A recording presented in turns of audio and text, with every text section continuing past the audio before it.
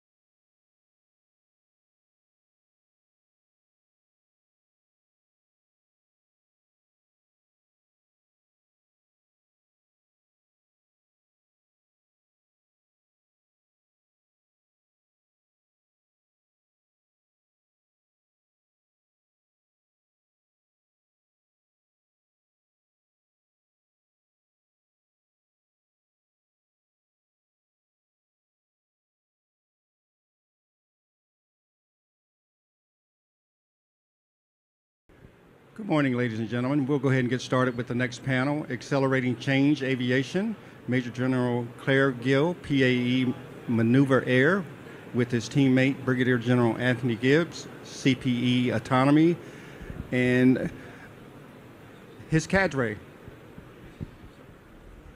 Okay. Good morning, everybody. Claire Gill, as our narrator just mentioned.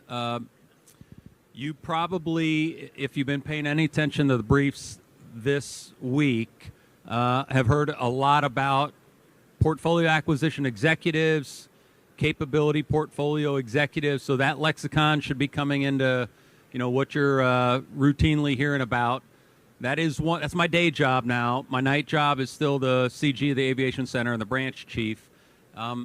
As we talk, I'm going to talk specifically about Army aviation, but I don't ever talk about Army aviation without having a ground maneuverist sitting next to me.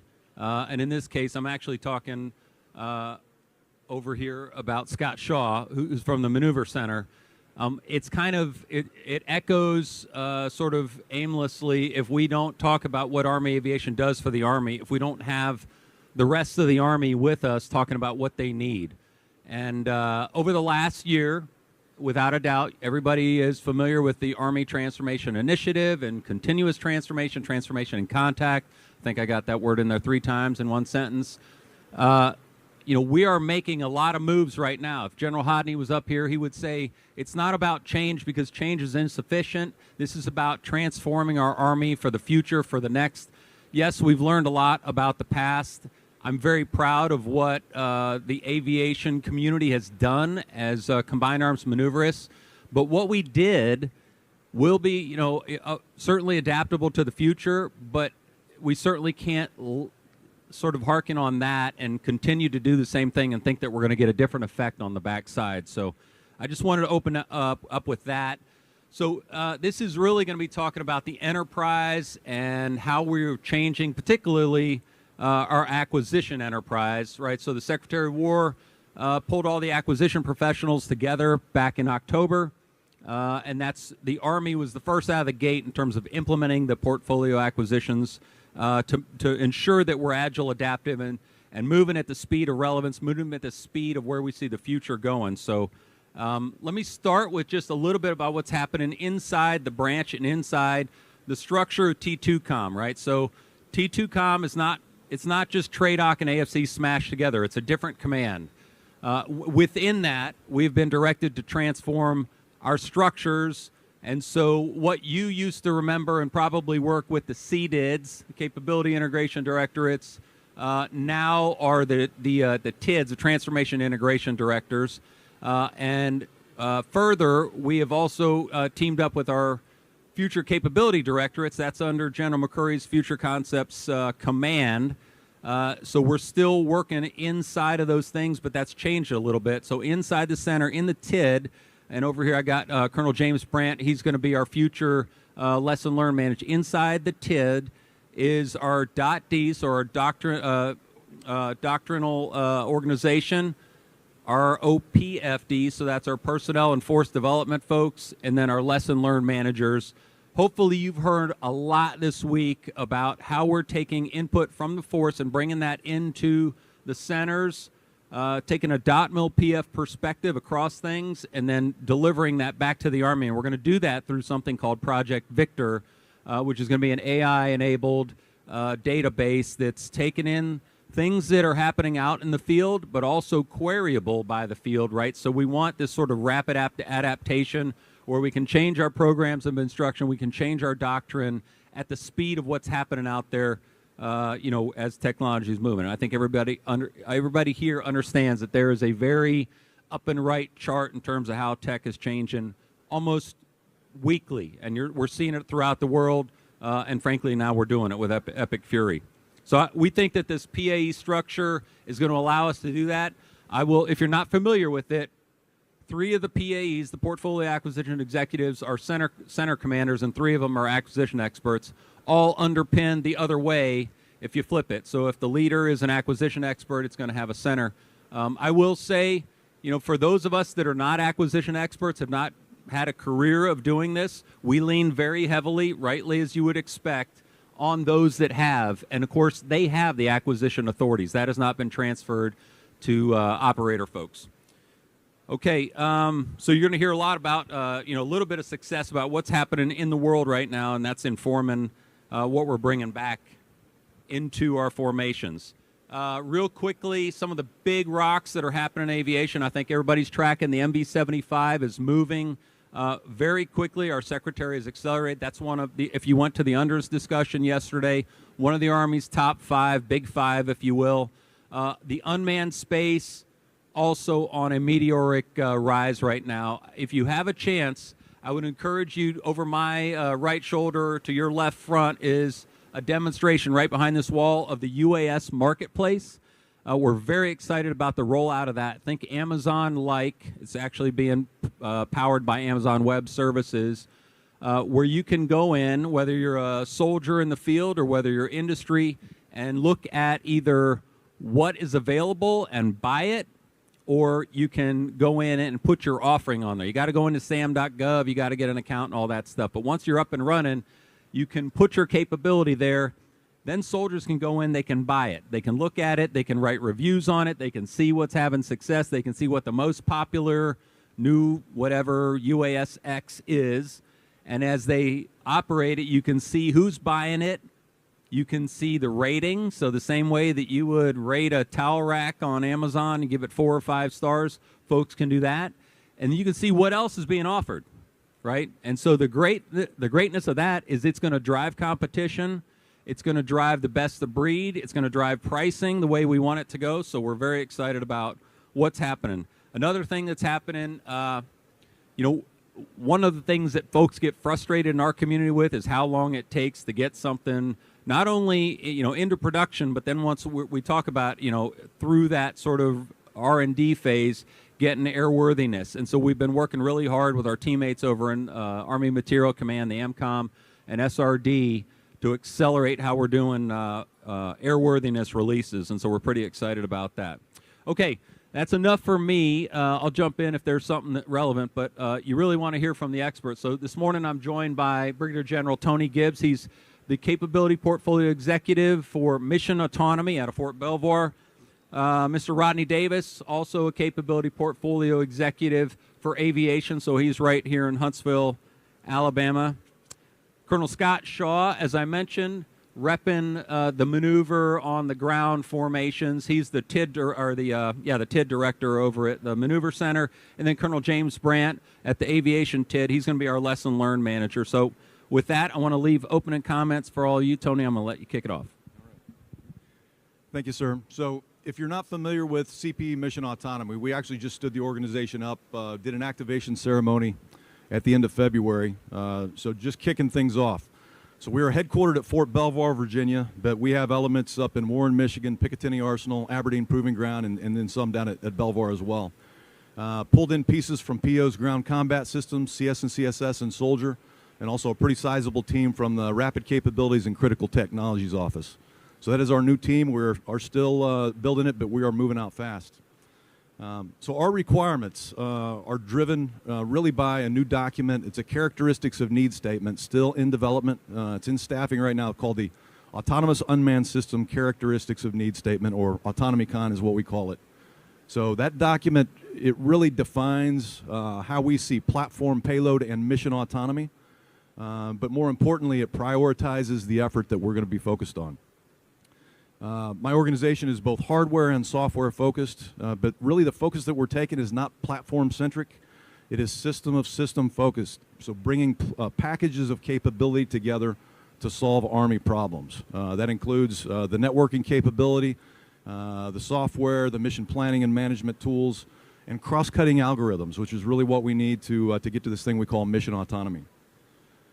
So back to the AutonomyCon and the LOEs that the Army has prioritized us on. It's really 5 big things. First of all, it's launched effects. So launched effects is not in my portfolio, it's in Rodney's portfolio, but I see myself as a supporting effort to bring in collaborative autonomy to launched effects, but also integrating those with the ground formation. The second one is engineering operations. Really encompasses 3 things. The big one is breaching operations. So that's one of the things we're working first. But there's also counter mobility, terrain shaping obstacles, and survivability in that bucket.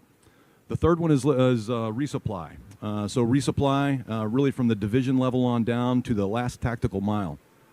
So we do have some efforts already in progress. You may be tracking the Autonomous Transport Vehicle System, which is, we're already in the process of putting autonomy stacks on a portion of the Army's existing truck fleet. Next is CASEVAC, so unmanned CASEVAC, really last tactical mile back to the brigade level is where we're focused there. And then the final one is fires. And for fires, the approach we're taking is really just connecting the systems that we already have out there in our formations. It's fielding a lot of the capabilities that we've been demoing for a number of years to include aided target recognition, call for fire algorithms to tee up the optimal weapon target pairing, and actually put that into our formations and scale it across the Army.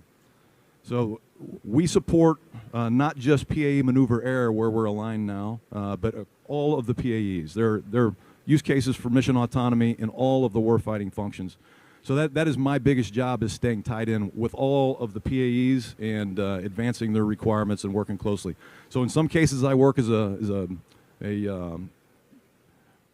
priority effort. So I am the lead effort on a problem set. In some, I am a supporting effort on that problem set.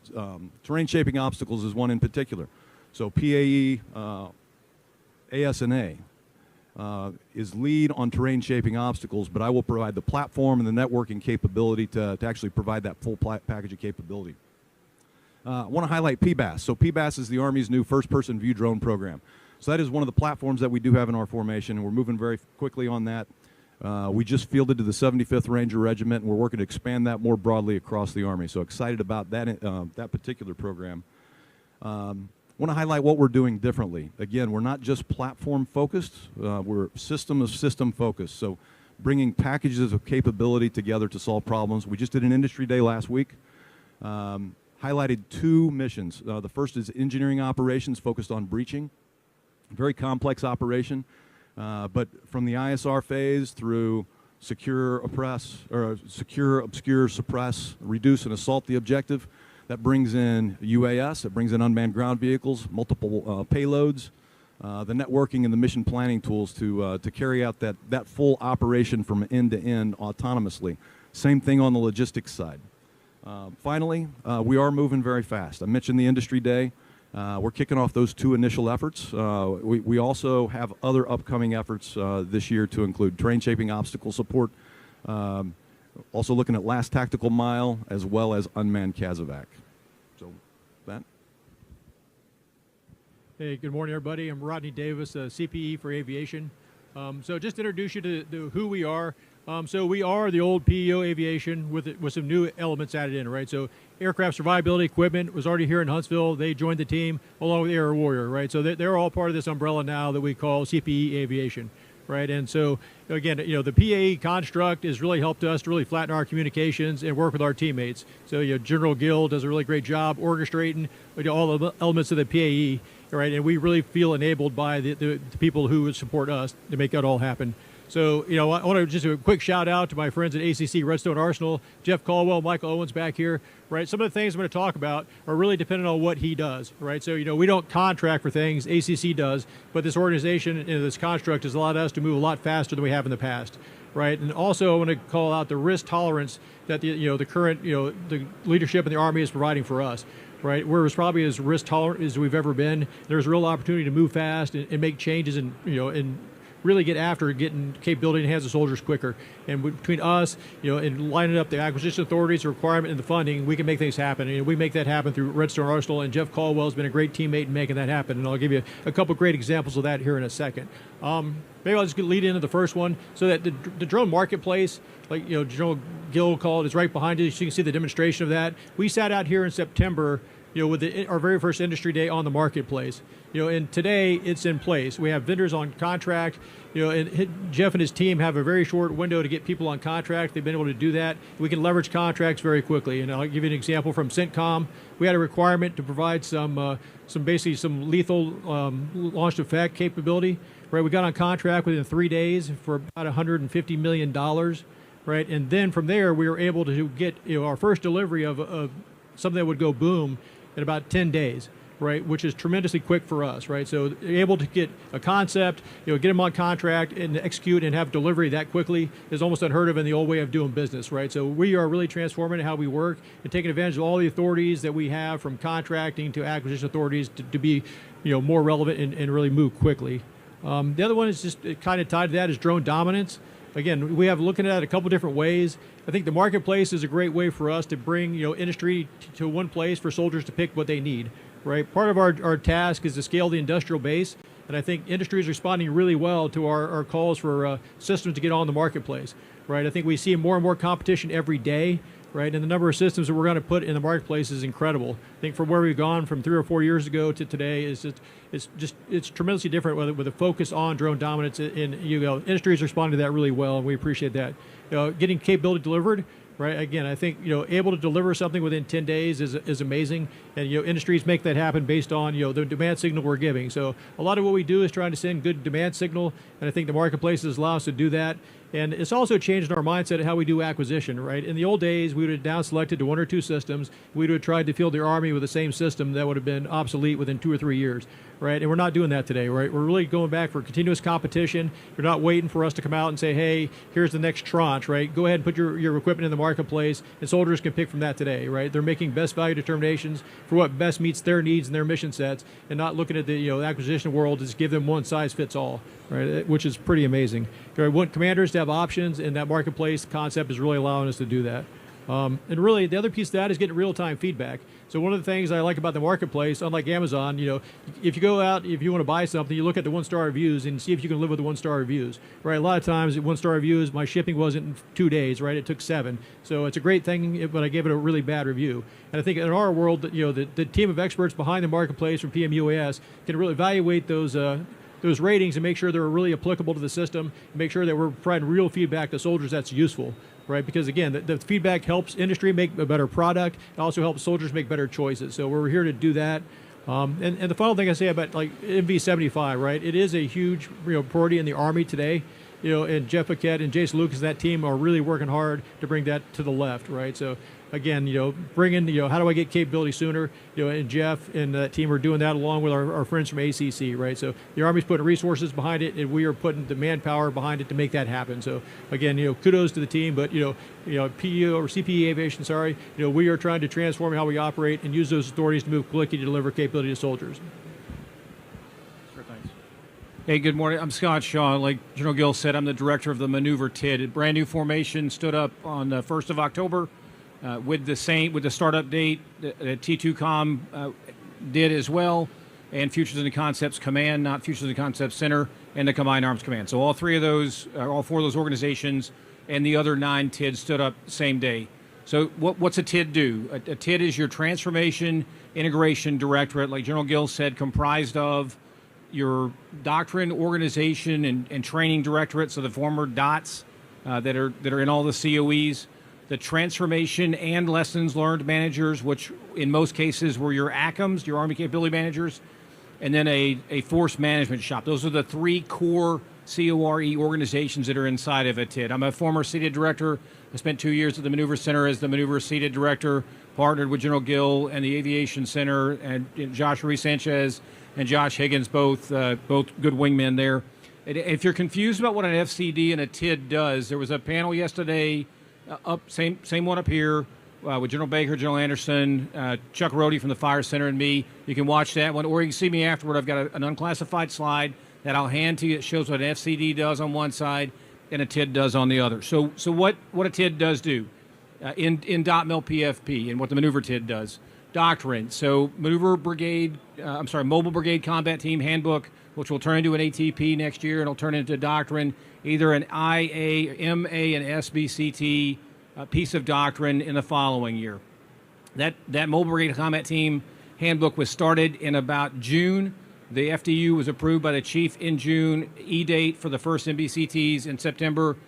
Sent it out for worldwide staffing. It's on the street right now. Matter of fact, I had it on hand with 382 last week at JRTC and handed a copy to the brigade commander in Dar Alam on Saturday. Also, SUAS, both gunnery manual and the how to fly manual, for lack of a better word, they're inside of our DOT. Organization-wise, what we do with the Aviation Center is how do we organize ourselves for combat. Inside of .mil PFP, organization is the fastest thing, right? That fast I task organize either for purpose or move some stuff around. And that's what we do with the Mobile Brigade Combat Team. So your TIDs are doing organization, both advice to commanders and press and send on the FDU to CAC, which goes to the department for approval. In the training space at the Maneuver Center, training 11s and 19s on how to fly UAS. Not specifically the UAS, but how to generically fly them. And there is some how to fly it like this one or that one or the other one. But training those operators on what to do with UASs, right? You can't just hand a Javelin to a random soldier and say, here, go use this thing. Same thing, there's some principles about UASs where you should and shouldn't fly them. how you can or can't fly them, what they can and can't do, and you just can't give it to somebody and say, here, go knock yourself out. That's really not very productive. Also, the Robotic and Autonomous Systems Leader Training course and the Robotic and Autonomous Systems Master Trainer course, those are new courses at Fort Benning that are in their toddlerdom. I mean, not pilots, but they're moving along and changing because that space changes a lot. Also, the Reconnaissance and Security Leaders course, the RSLIC course, have made changes to that in the last 6 months. First pilot was in January, so MFRC leaders from across the force have attended that. I think there were 40 students. There were 75 assistant instructors from across the force, both from different organizations that have MFRCs and TILMs and DOTs from across the COEs to say, hey, this is what we saw. In terms of leader development, same kind of thing. I'll leave the material spaces to the material folks, but leader development is doing the exact same thing. So changes to the infantry basic officer leaders course, infantry captain's career course. We did split those two in half from the maneuver captain's career course to the ICCC and the ACCC. That's going to be in a pilot here pretty quick. And then finally, what your TIDs do is some policy work too inside of airspace management. Have some folks down with John Sandor and that team from CAC literally this week at the Airspace Management TTX down at Hurlbut with AVCO partners and Fires partners, et cetera. So that's what your TIDs do. And I don't mean to be pejorative. There's some indoor cat, outdoor cat kind of things. Your TILMs are outdoor cats. FCD guys, mostly indoor cats. We'll drag folks along with them. But that's what a TID does, and I am indeed the Maneuver TID Director, and look forward to your questions here in a bit. Hi, I'm James Brandt. Thanks, Scott, for a nice cat dragging analogy there. It really helped me get a good sense of humor going on here.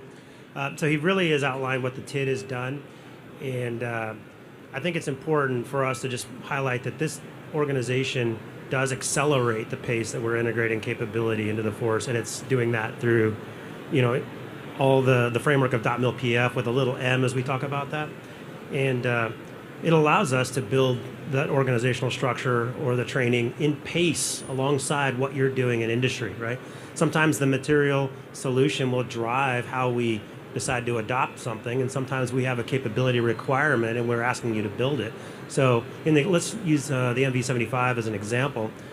That decision's been made. It's a fantastic capability that's coming, piece of technology. What are we doing to get ahead of it? And we created something called an operational development team so that we can learn alongside of it and develop the doctrine, if you will, because it goes further and faster, and so it changes the nature of how we do certain things, as well as the organization and what training. We learn the maintenance techniques along the way so that we can accelerate the pace from when it's finally finished to where it can actually be operational in a unit, hopefully on day one when it gets there. So another piece about the TID is that we have the TILM and DOTD and so on. Since I'm the TILM manager, I'll just talk briefly about that. We have all the portfolios, and aviation is much more material-centric, right, in the past. And so the TILM itself should be sort of platform agnostic, not just managing those portfolios, but also gathering lessons from the force, what is working and what isn't working. So we're the direct input from the brigade level, aviation brigades, and we work in parallel, right, with the Maneuver Center of Excellence, right, to understand things like UAS and the boundary between maybe the small PBAS systems and the brigade level UAS is going. And we work constantly. I've been up there 2 times already to Fort Benning in just the last month, coordinating with my counterparts to make sure that we can kind of define our lanes and talk about, coordinate our efforts. So with that, I think I'll turn it over to General Gill. Sir, thanks. Okay, thanks, James. I got a couple softball questions here about what are challenges and success kind of things, but I think the 2 TID directors and TLM manager brought up something about, naturally there are gaps and seams. I mean, each of us does something slightly different, and that can be said across the Army, right? So we have 6 different portfolio acquisition executives that look at different problems. But if you were to see some of our charts, there's sort of concentric circles with just more circles around them where there's overlap, right? And when there's overlap, it's like, well, is that your job or is that my job? And so I'm going to ask you guys maybe to address how do we, and this might come back to you guys in the CPE, how do we address when it's like, is that a fires aspect or is that an aviation aspect? Is that that's a small UAS, that's probably brigade and below, let's put that on the maneuver center, versus it's something that looks a little more aviation like an airplane and we want to manage that in the aviation portfolio? I talk more to Sean O'Keefe, the TID director at aviation, than I do almost to my spouse. Like, Sean and I are the pig at breakfast. We're committed. We're not the chicken, right? We're not interested. So every single day, Sean's on leave right now. I mean, this is how tight that we are. Sean's on leave right now. I know where he's at. And he and I were still trading teams yesterday. We haven't texted today because we're not teenagers. But like constant talk to our aviation counterparts. I sat down more with the 150 and 140 at JRTC than I did with the brigade commander, with a peer, another infantry officer. So, I mean, it is constant communication with us and the aviation center, like James said, at the Tillum to Tillum, TID director to TID director. I would imagine the same thing with the FCD director to the FCD director, and I know for a fact it is because I see General Tooley's calendar with General Tooley and General Gill, right? I mean, and the same thing I would imagine with General Denemy and General Gibbs and the aviation folks. So it is a near constant talk with us, figuring out who the decision maker is on something. General Gill and I were having a conversation about airspace management in the back before we even started. And sorry, I apologize if I threw you off your game, but I had something important I wanted to get off my soul, and how that works because it's hard, right?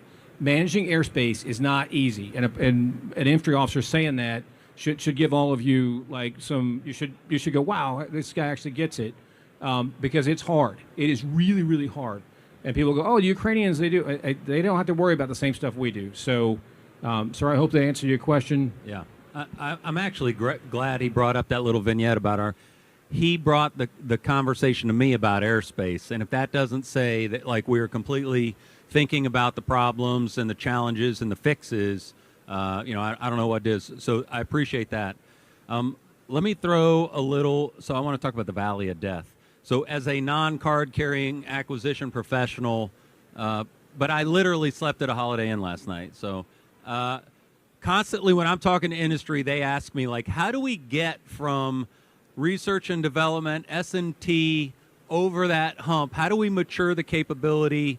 You're going to hear TRL levels and stuff like that. But how do we get something into production where if I'm the industry manufacturer, I want to hire people, I want to set up a production line, I want to scale it, but I need an indicator. Like, I'm not just going to do it because you said it was a good idea. I need to know that you're going to help me fix this problem together. How do we get over that? So that's a great question, and I think to answer that you have to look back at the last couple of years. So we've been doing TIC for about 2 years now, and so we've got a lot of bottoms-up innovation. Almost every unit has their own innovation cell. If you go out to the 101st, they got the RAID cell making their own UAS. 18th Airborne Corps Innovation Cell recently stood up the JIOP. We've been putting a lot of capability out into formations and doing experimentation, prototyping. I would say we have not been doing a good job of figuring out what our learning demands are. How are we going to evaluate these things that we're looking at? And so we're really putting a lot of effort into doing that differently as we put new capability out there, figure out the learning demands, the measures of effectiveness, measures of performance, so that after that experimentation phase, we can actually have a good discussion about should this translate into a requirement that we take into production and scale. So I think that is a big change that you'll see really across the acquisition enterprise, and not just on the acquisition side, but working very closely with the user community as well. I know I'm on the clock, right? One thing I would say that we need to do a better job in the acquisition community of structuring programs that are kind of broad, right? Instead of focusing on one very single, like, sharp capability, how can I have something that's broad so when a new capability shows up, I can integrate that to the current program versus waiting for a new start, authority from Congress and new funding to show up, right? So I think we have to do a better job of rolling our capabilities into currently ongoing programs and catch them that way versus saying, okay, this is a great new capability. let me go get, into the next budget, which is 2 or 3 years away. Let me get some new starts. Let me get a new requirement and things like that, because that's what really takes so much time, right? I mean, we're laying that down a little bit to get it shorter, but it's still a time-consuming process. We're getting the hook. One of the things that I just want to finish with, a lot of folks think, hey, the unmanned space, it's going to kill Army aviation. We don't need, kind of what we had in the past.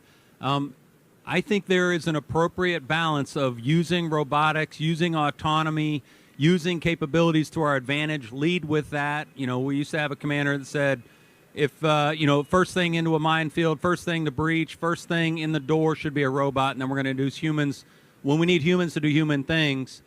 You don't have to look back very far back in history to see, Army aviators going into a foreign country to snatch a deposed leader and deliver justice. We just put the Congressional Medal of Honor on one of their aviators. Like, we're going to still be doing some of the things that we've done in the past for a long time. We're going to do them differently, though.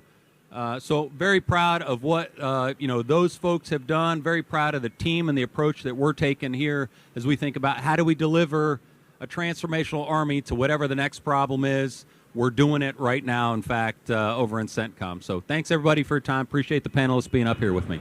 Hey, sir, we can take 2 questions if you want. Let's do it. I thought I was on the hook. You are. You are. Bold move, right? Taking the general's microphone.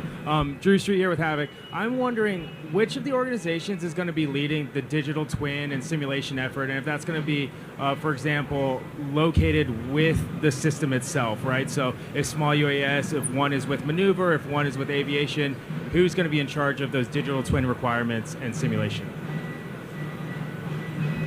Yeah, so I think to answer your question, I believe that the digital twin kind of really needs to reside with the program, right? Because again, they're the only ones who are doing the configuration management, right? So the program manager has the configuration responsibility for cradle to grave. And so I think it makes sense for the digital twin to really reside there, then to give people access to that digital twin, right? So again, so it's not locked up in the PM's world, but other people have access to it, right? So I think it really needs to stay with the PM is a short version.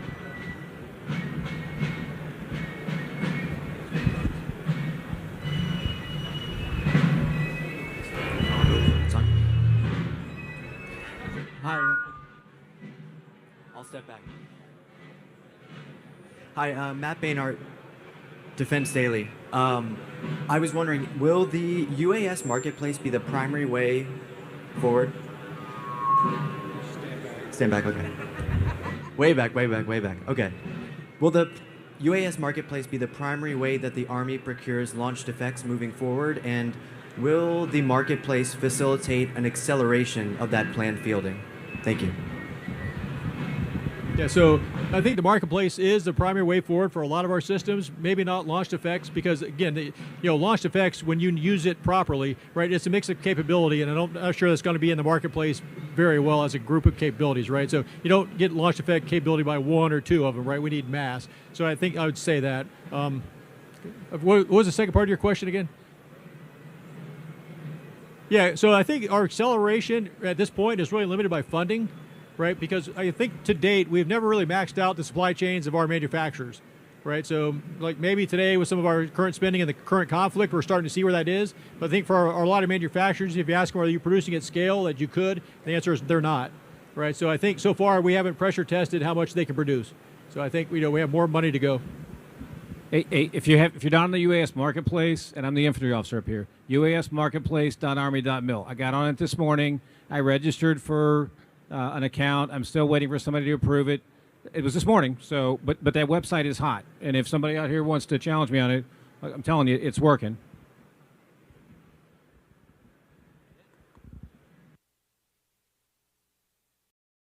All right. I think the music was that was like the end of the Oscars, like you're done talking. So thanks, everybody, for your time and attention. Appreciate what you all do here.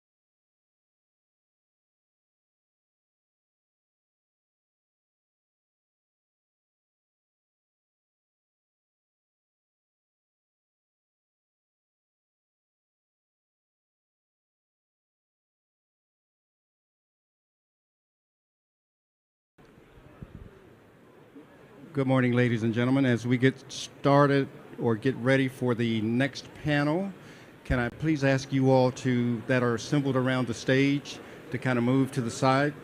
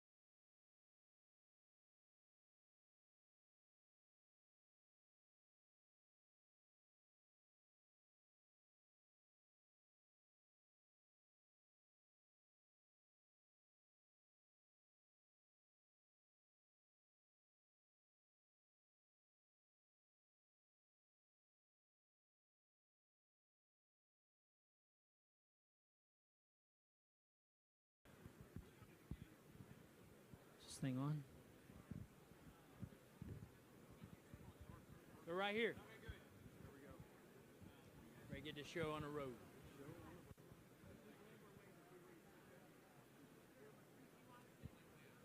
Any day. Do you have a microphone on there? I'll share with Nick. Here, we're going to have you sit in your order. Bridget's telling us.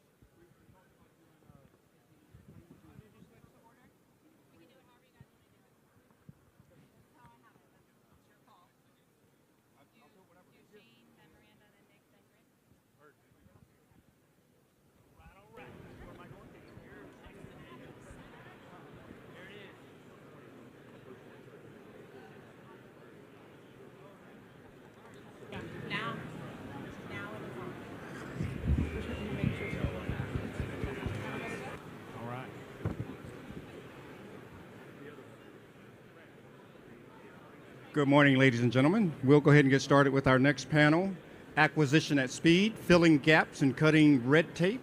Ms. Danielle Moyer, Executive Director for Army Contracting Command, APG. Mr. Nick Sachs, DCG for CCOM. Brigadier General Shane Taylor, CPE C3N. Mrs. Miranda Coleman, Acting PEO Enterprise. And Mr. Rich Martin, Director for Supply Chain Management Directorate, AMC. I know you got to compete with the music. I didn't know they were going to have music for me. So good morning, everyone, and thank you for coming to our Warriors Corner. I am super excited to be a contracting person leading a discussion about reducing bureaucracy and filling gaps. Did you ever think this was going to happen? Probably not. So what we're going to do is each of us are just going to go through a couple minutes about what we are doing to fill capability gaps and how we are reducing bureaucracy. So I will start. Raise your hand if you are familiar with the Army open solicitation. Hell yeah. Oh. So, yeah, excuse Sorry. me. I didn't know there was going to be questions. You will be judged and your contracts will be delayed based on your answers. So, I'm glad that so many of you raised your hand. It is super impressive that you know that. This thing is absolute money. So when you see a capability gap, when you are out here, when you are meeting with your customers requiring activities in the Army, at any moment you can submit that 5-page paper on there and we can action it. So the fact that so many of you know that and know you can do that is phenomenal. The other thing that I'd like to talk to a lot of you about, and it's been in the press quite a bit the last 2 weeks, is enterprise contracts. How many of you have seen those? Yeah, okay. Those are also awesome. Yay. So enterprise contracts, they're phenomenal. So here's what they are. These contracts are established to basically flatten communications between the government and industry in the commercial products and services that you sell. So historically what has happened is if you sell a commercial product or software, you may have hundreds of contracts, whether a prime contract or a subcontract, with the Army or somewhere in the Department of War, and you are negotiating different terms, conditions, data rights, pricing across all of them. These enterprise contracts are made to be able to streamline those negotiations because those contracting officers and your teams already have predetermined rates and agreements and data rights. What I will tell you is, a lot of you didn't answer, raise your hand. So there is currently an active RFI on sam.gov that says if you are now or intending to sell a product or service, including software, more than once to the federal government, please send that in to us because we are working these enterprise contracts in order. We have about 60 of them in the queue. We so far have done about 16 of them. Those 16 have collapsed. I would say prime contracts were about over 200 now. If you add in subcontracts, we're over 1,000. Those 1,000 subcontracts on an average have a pass-through or a indirect fee on top of them, which is saving billions of dollars because on average that is 30%.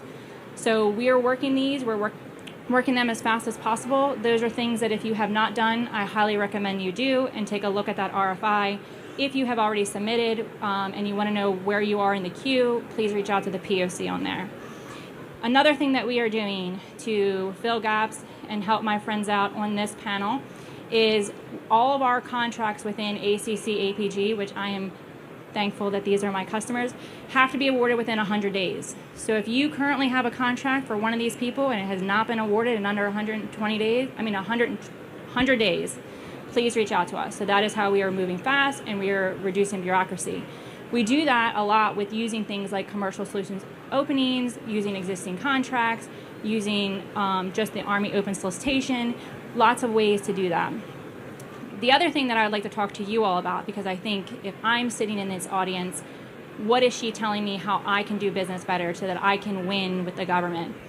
If I were you, what I'm seeing right now across all the contracts we have in ACC APG that I think is harming some of you is when you go to compete on something and that is a system that will have multiple other vendors as part of it, or it will be a system of systems, two things I would do if I were you. One, be very careful if you do exclusivity deals. If you do exclusivity deals on your business-to-business teams, you may hurt yourself long-term because the government can write and have access to privative contracts with your subcontracts. There might be something better out there, and the way you write your exclusivity deals can hurt you long-term. So be very mindful and be open when you're writing exclusivity deals, when you're proposing with your subs. The other thing that I would probably look at is if you are proposing something, a new system, a new capability, and in any way you can leverage something somewhere else in the Army, even if it is not your contract, if it is somewhere else, please propose that as part of it. If you struggle with reaching out to who, I'm going to propose a widget. In that widget is an antenna or a screen or a cable or whatever, and I'm going to propose the whole thing myself, even if the government already has contracts for those widgets. It's just an example. If you can leverage what we already have or what we're already using, that is phenomenal because it reduces time and it reduces money. Now, a lot of times what I hear is that you guys struggle because of those exclusivity deals, because those companies don't want to part with you because they partner with somebody else and they proposed on those teams, or when they won, they're part of that. If you struggle with that and that is going to increase costs to the government or delay how the government does things, I highly suggest you call me so that we can help you break that deal or work to GFE things to you. I think my 4 minutes is up. Sure. And I'm going to pass it on over. Okay. All right. Thanks, Danielle. So I was asked to talk a little bit about, from a next-gen C2 perspective, as a pathfinder for things that we've been talking about with acquisition reform, how does that impact on what we're doing from a contracting perspective? So really, for those that aren't familiar, where we're at with next-gen C2, we've got two prototype divisions that we're working through this year. As we move into FY27 and we go into post-prototyping, the contracting approach that we take to that as we feel to the rest of the Army becomes extremely important, right? We want conditions set to enable the speed that we're talking about. So a couple of the things on the next-gen C2 side where we've been kind of a pathfinder for the acquisition reform is a lot of the work that we've been doing with Danielle's team as far as the new approaches from a contracting perspective. So as Danielle said, things like CSOs, OTAs have been kind of critical vehicles to enable really what is our number one priority with a lot of this, which is speed. So I appreciate the 100-day comment, right? So for those of you that have lived in the land of 240-day pulse, if you were lucky, we're not seeing anything like that as far as some of the new efforts. So I applaud that. That takes all of us. It takes industry. It takes the government to have a lot of those kind of ongoing, iterative, real-time discussions to get us to that point. A couple of the things that I would like to highlight that have been very effective as part of this is the business-to-business relationships. Those are critical to enabling some of the speed that we're talking about. And then as far as maintaining pace, that's just a huge enabler. So what I would ask you to do is, as you start thinking about those relationships, we're really interested in what you're really good at, what is your core competency, and then partnering with other folks that complement that, right? One of the other things that's going to be unique about this is there's not a one size, or there's not going to be a winner-take-all approach as we move forward. So Next Gen C2 is, you're not going to hear us use milestones. It is an iterative process. It's a continuous process. There will be opportunities to compete throughout as we move on into FY27 and beyond. So please, continue to keep an eye open for those opportunities, because as we go from unit to unit, what you're going to see is there's going to be a core amount of capabilities that we're going to carry forward, but there's going to be trades within each of those formations based off of that unit's mission set, based off their unit medals, and we'll work with those commanders to identify, what opportunities are going to exist within the solution space. And so I think there's going to be opportunities as we move forward and iterate from unit to unit. So I think I'm getting played off, but.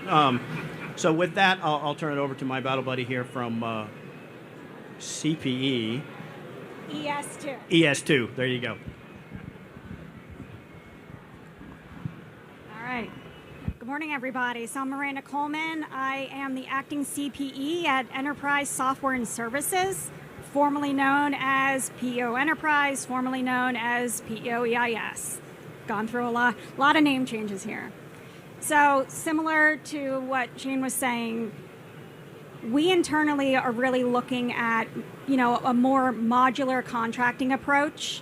In the past, we were putting out, very large solicitations for our programs that took years to fully deliver. We are now breaking up those requirements into smaller chunks and putting out smaller calls for solutions so that we can deliver those capabilities quicker. And as software is changing and emerging, we have the opportunity to select what is best for those remaining capabilities. And I think this has been a really great approach for our teams. It's allowed us to easily field software and work with the users in a way that is a lot faster and is delivering the capability that they need. Another way that we are really looking at how we can modernize the way that we're doing contracting, and Danielle mentioned it, is the capability gap. And I've been questioned by a lot of industry who have submitted to those capability gap, and I will self-report that we have 40 that are sitting in the queue that we are currently looking at. I know I've been asked, well, do they just go into black hole? No. My team's actually now working with Danielle on automating the process of reviewing those and making sure that we are providing that feedback to industry, those that are submitting that, because it is important. And reading through those, industry sees, I think, our gaps way better than we do. We're very close to it, so it's great to read through those and see that innovation that industry is seeing from a perspective that we might not have. So with that, I want to make sure we have time for everybody, and I'm sure there's a lot of questions going on, so I will pass it over. Great, thanks, Miranda. My name's Nick Sachs. I'm the Deputy to the Commanding General for the Communication Electronics Command, or CCOM. We're still named CCOM. Happy to be here with you all this morning. I wanted to share with you a little bit about what we're doing to change our processes to help enable the rapid acquisition, rapid fielding, rapid equipping, while also making sure our soldiers have the ability to maintain their equipment. And I'm going to touch on 4 initiatives we have going on right now. One is our rapid cataloging process. So we're piloting an effort now with rapid cataloging where when General Taylor has a requirement to field something, we don't want to do the prolonged provisioning conferences of having to get all the data exactly right before we can get an NSN and get it into LMP. So what we're doing is we're streamlining and taking, I think there's like 60 data elements, and we're looking at the 24 critical data elements that we need to assign an NSN, and then we can work on the delta later as that piece lives on. And what we've seen so far is we've been able to take the normal process from need to having the item in LMP is about 40 or so days, and we've been able to do that in 7 days. So we're able to get NSNs faster, so General Taylor can field kit with an NSN, and then that commander who receives the kit can carry it on their property book like they would any other item that's NSN'd. The second thing I want to talk about is a tool that we have in beta testing right now across AMCs, LCMCs, and that's called the Publishing, Authoring, and Review Assistant, or PARA, P-A-R-A. And this is a tool that will help our technical writers write and publish tech manuals. Really excited about this tool. They use AI to automate common workflows. They use AI to check against mill standards and also to review deliverables from whether contractor or government tech writers. What's really exciting about this is you don't have to, as you know, our tech manuals are all going toward XML. You don't have to be an expert in XML to do this. You can do like block diagrams of work packages. Step 1, do this. Step 2, do that. You hit a button and it turns it into XML. And then you can run that XML using AI against mill standard library. It tells you if it's right or not. An example recently of this, while it's in beta testing, our partners at TACOM had a manual they needed to convert to XML so it could be viewed in IADS. The quote they got was $100K and 2 months to do it, and they were able to do it in less than 10 minutes using the Para tool. So this is really going to change the speed at which we can keep tech manuals relevant. Speaking of tech manuals, after we're done talking and you get all your questions answered, if you go around the corner to our right, your left, we have a demonstration of our AI-assisted maintenance tool, AI-AM for short. Super excited about this tool. I think really what this tool does as I learn more about it and see the team use it more is it's really going to change the way the Army interacts with technical manuals. A soldier in the field doesn't have to work through a paper manual or a PDF to find the answer. AI-AM has a user interface that's very ChatGPT-like, so they can ask a question like, why is the red light on my JVCP blinking? And it it references the manual and takes them through maintenance and repair and troubleshooting steps. And then if that soldier can't fix it, they have the ability within the tool to elevate it to the next level, and they can keep elevating it if it's not fixed all the way up to the LAR if needed. So really excited about that. And you can see there's like a ecosystem of tech manual tools where if we find stuff wrong in a tech manual, it can go back to Para, update the tech manual, and it gets republished. And then the last thing I'll talk about is our eScrim supply chain readiness management effort that we're working. And we're working this one closely with Mr. Martin's team at AMC. But how can we get data, BOM data from our PM customers to build out an initial baseline scrim capability that can give them and us alerts and information into the health of the supply chain. So what does this all mean for you guys? One is when the PMs and Ms. Moyer come to you all to buy things, we're working with them to ask you for information, maybe in a different way that they've historically asked you for, data for engineering, data for tech manuals, et cetera. So look forward to that'll help us streamline and get those products out so we can support the equipment. The second thing is there's a lot of capability that we have within the government to create some of these tools, using low code, no code type methods. So we don't necessarily have to buy tools from you, but there are things, you have specialty, kind of getting what General Taylor said about core competencies. There are things you do that we can't do. That's what we want to buy from you. We can do some of these tools on our own, but there are certain things and gaps that you can fill if you're in this space, and that's where we want you to help us. So I ask you to please get familiar with the tools we're doing and through AMC and the tools AMC is doing, because we need you to know where the gaps are that you can help fill so you can round out the tools. Thanks. Okay, so my turn. Now you're probably wondering, you got PEO Enterprise, you got C2 Next, or you got PEO Enterprise. I'm sticking with what I know, right, at this point. No, I'm just kidding. We're AMC. We ain't changed that name in a minute, right? So we're Army Material Command. And so what is, I'm happy to represent General Mohan on this because we are now in a position, based off our teammates here, to do what General Mohan spoke about this morning. 3 imperatives.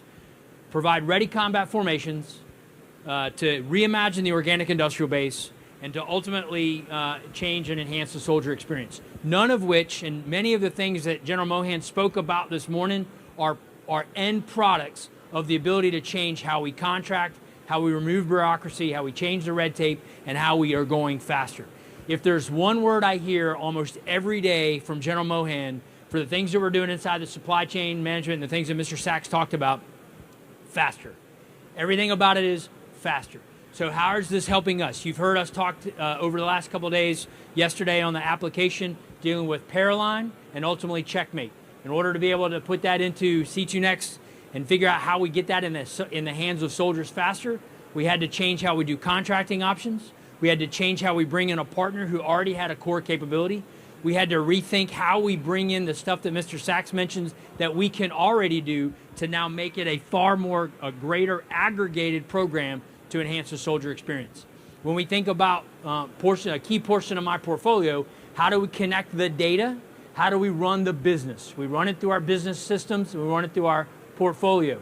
Everything that Ms. Coleman is doing and trying to drive speed in that whole process affects how we do that. Weapon Systems 360 is a bridge between 2 business systems that we have taken for granted for many, many years. And you heard General Mohan talk about it this morning, is it's giving us a sense of understanding of our weapon systems and the entirety of the supply chain, unlike we've had in the past. Tie that with the eScrim tool that CCOM is doing, with the stuff that we're doing from our greater supply chain resilience and the ability to see to sub-tier level, we're now being able to provide those ready combat formations in a far greater capacity.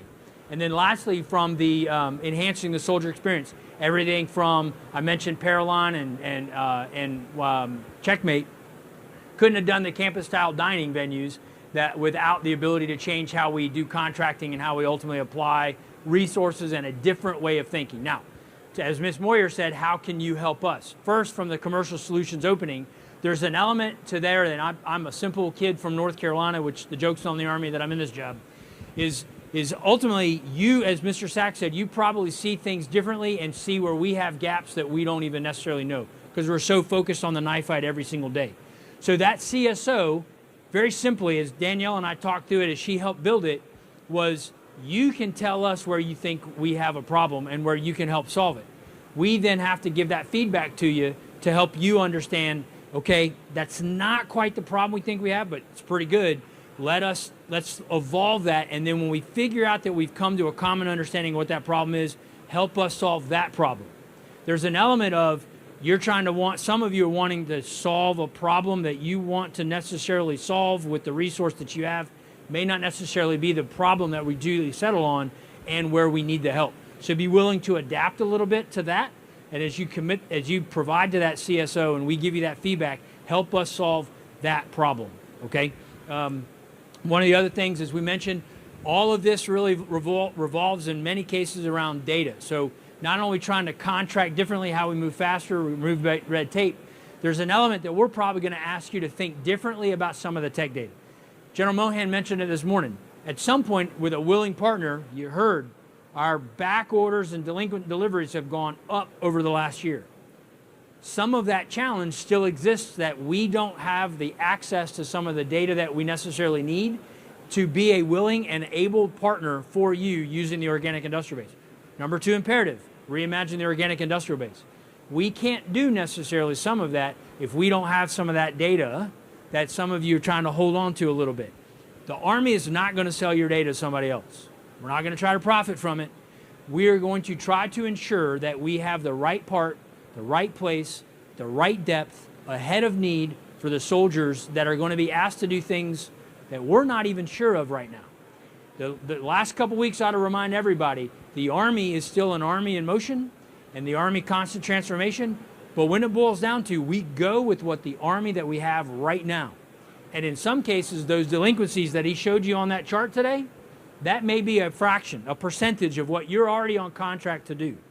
But that fraction matters, right? If your contract says I'm only 10% late, 90% in my world in North Carolina, I was happy. I roll around Chapel Hill with an A. It was good to problem, right? But that 10% matters today for those soldiers that are over there. They don't care that it's only 10% of our portfolio. They care that that's the hole in their supply system right now. So again, as we think about how we're moving faster, we can't lose sight of we still have to deliver. We're moving faster, but it still puts us on the delivery mode. So I appreciate the time. Thanks. Questions?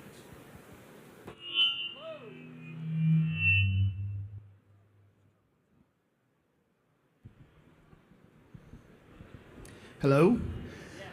Todd Marshall from Carson Solutions. We've done a lot of work with GSA and FAA with Agile and Cloud, and we'd be a new entrant into the Army enterprise space. What are you prioritizing this year to get new entrants, non-traditional defense contractors in? So that Army open solicitation absolutely does that. But what I'll tell you is if you have existing contracts that we can leverage, provided it doesn't cost me a lot of money to use it, we would absolutely leverage that. So I welcome you to submit that offering and what you've already, because one of the great things, if you've already pre-negotiated something and went through all that time, we can absolutely leverage what already exists.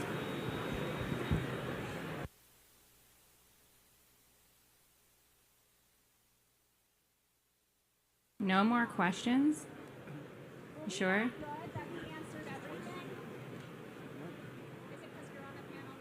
Yeah, I guess not. No. All right. Well, we appreciate all your time. Oh, one.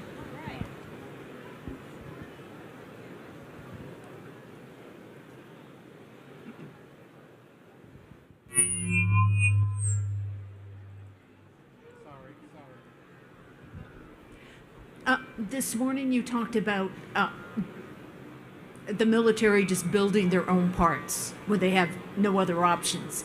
Tell me a little bit more about that, and are you keeping a list of possible parts that you're building, that you may build your own, and what the current prices are and how much it would cost? So I think one of the first things that we have to figure out in some cases is what capabilities do we have. So yes, the idea is that we want to expand the capabilities in some cases, right? I think to your point, we can't afford iron mountains of parts that we may have done in Desert Shield, Desert Storm, or even OIF-1 or even OEF, the original OEF, right? So in some cases, there are parts that we believe that with the right tech access, the Army has an immense amount of production capacity. Rock Island Arsenal does good old-fashioned forging and casting as well as advanced manufacturing. We also have some capability in our depots. We have Rock Island or Waterville Arsenal as well. Not everything can be 3D printed, right? There are some things, and I would argue a big chunk of those things that can be 3D printed are actually managed by our partners over at DLA. In many cases, if we had access to it or we could reverse engineer it, we could make it. You also heard General Mohan talk this morning about the qualification process. The LIMFAC right now is actually how do we speed up that qualification process, because many of the tech files that were built for the original parts are in some cases 30 and 40 years old. So the original criteria says it has to last a certain many miles, it has to be a certain tensile strength, has a certain density, etc. Well, the materials that we could actually use to print or subtractively manufacture today may be very different. So how do we change that qualification process to meet different specs? Some of that is a reverse engineering. Are we keeping a list? Yes, we are keeping a list. We're also looking, again, from Weapon Systems 360, we can see many of the parts that we don't have. We can tell what vendors are late. And so we're trying to change the narrative of that conversation of the vendors that says, how can I help you get better at that? In some cases, it may be that sub-NIN, to Mr. Sachs' point about cataloging differently, maybe it's that sub-NIN that you have a vendor that went out of business. Many of those larger assemblies have sub-tiers, whereas a small business, mom and pop shops that may have left the market for whatever reason because we haven't been great customers and good demand signals. So I'd like to figure out how to make that. I don't need the whole assembly. Maybe I make that and I provide it to a company as GFM, right? Or I'm a source of supply and you pay me for it. There's a ton of opportunities there. So yeah, I hope that answers your question. But yes, we're absolutely doing it. And I want to just add a couple of things to that I didn't talk about earlier. One, it is not always a us and a you. We have public-private partnerships. And back to your about new entrants, just so you know, everybody out there knows, we can do public-private partnerships where the government is a sub to you, where we do like work shares for both all types of hardware, software. We have software depots. We have, we have enough organic that we can help you deliver our things well. Also, if you're a new entrant and you have some new capability that you want to get in the hands of soldiers to see how they like it, you do not have to wait for a solicitation or for the Army to tell you what to do. We also have options of what's called bailments agreements. We can do bailments where you give us your thing. Now it's your risk because we might break it and screw that shiz up. But it will give you feedback. But also you can't cry when we give you real feedback about your product. You need to take it and do better.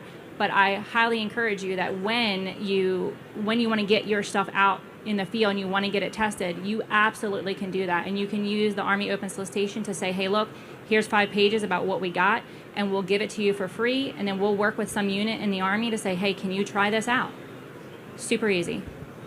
Yeah, and I'll just add to, not just the 3D stuff, I think Mr. Martin was touching a little bit. At Toby Hanna, we have a pretty advanced microelectronics production capability, so they can print multi-layer circuit cards there at Toby. So we're open to partnering with industry if it's on new cards or if it's on printing old cards where we have obsolescence issues and there's no one else who's going to do the card, but you need it for whatever you're doing. Toby can do that, and Army Software Engineering Center can also do a public-private partnership where you can then develop in the environment, in the enterprise DevSecOps platform environment, so where the thing you're doing is inheriting all the security that's already within that. So that's another way we can go faster.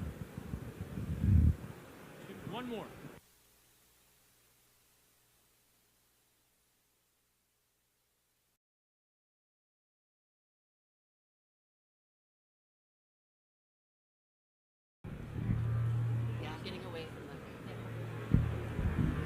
So my question is twofold, one for Mr. Sachs and one for Ms. Coleman. Really interested in better understanding how we as industry get more familiar with the capabilities that you guys have. Is there a process that we can... I noticed on LinkedIn that you guys were doing a kind of a show of the software. I've seen a lot of PowerPoints about what you guys are looking for, but I've actually never seen the software myself. So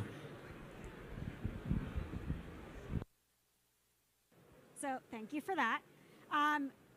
We are really looking at changing how we're forecasting also, and that's something that industry has brought up to us, is normally we'll put out, hey, our 2-year forecasting of what we're coming out with.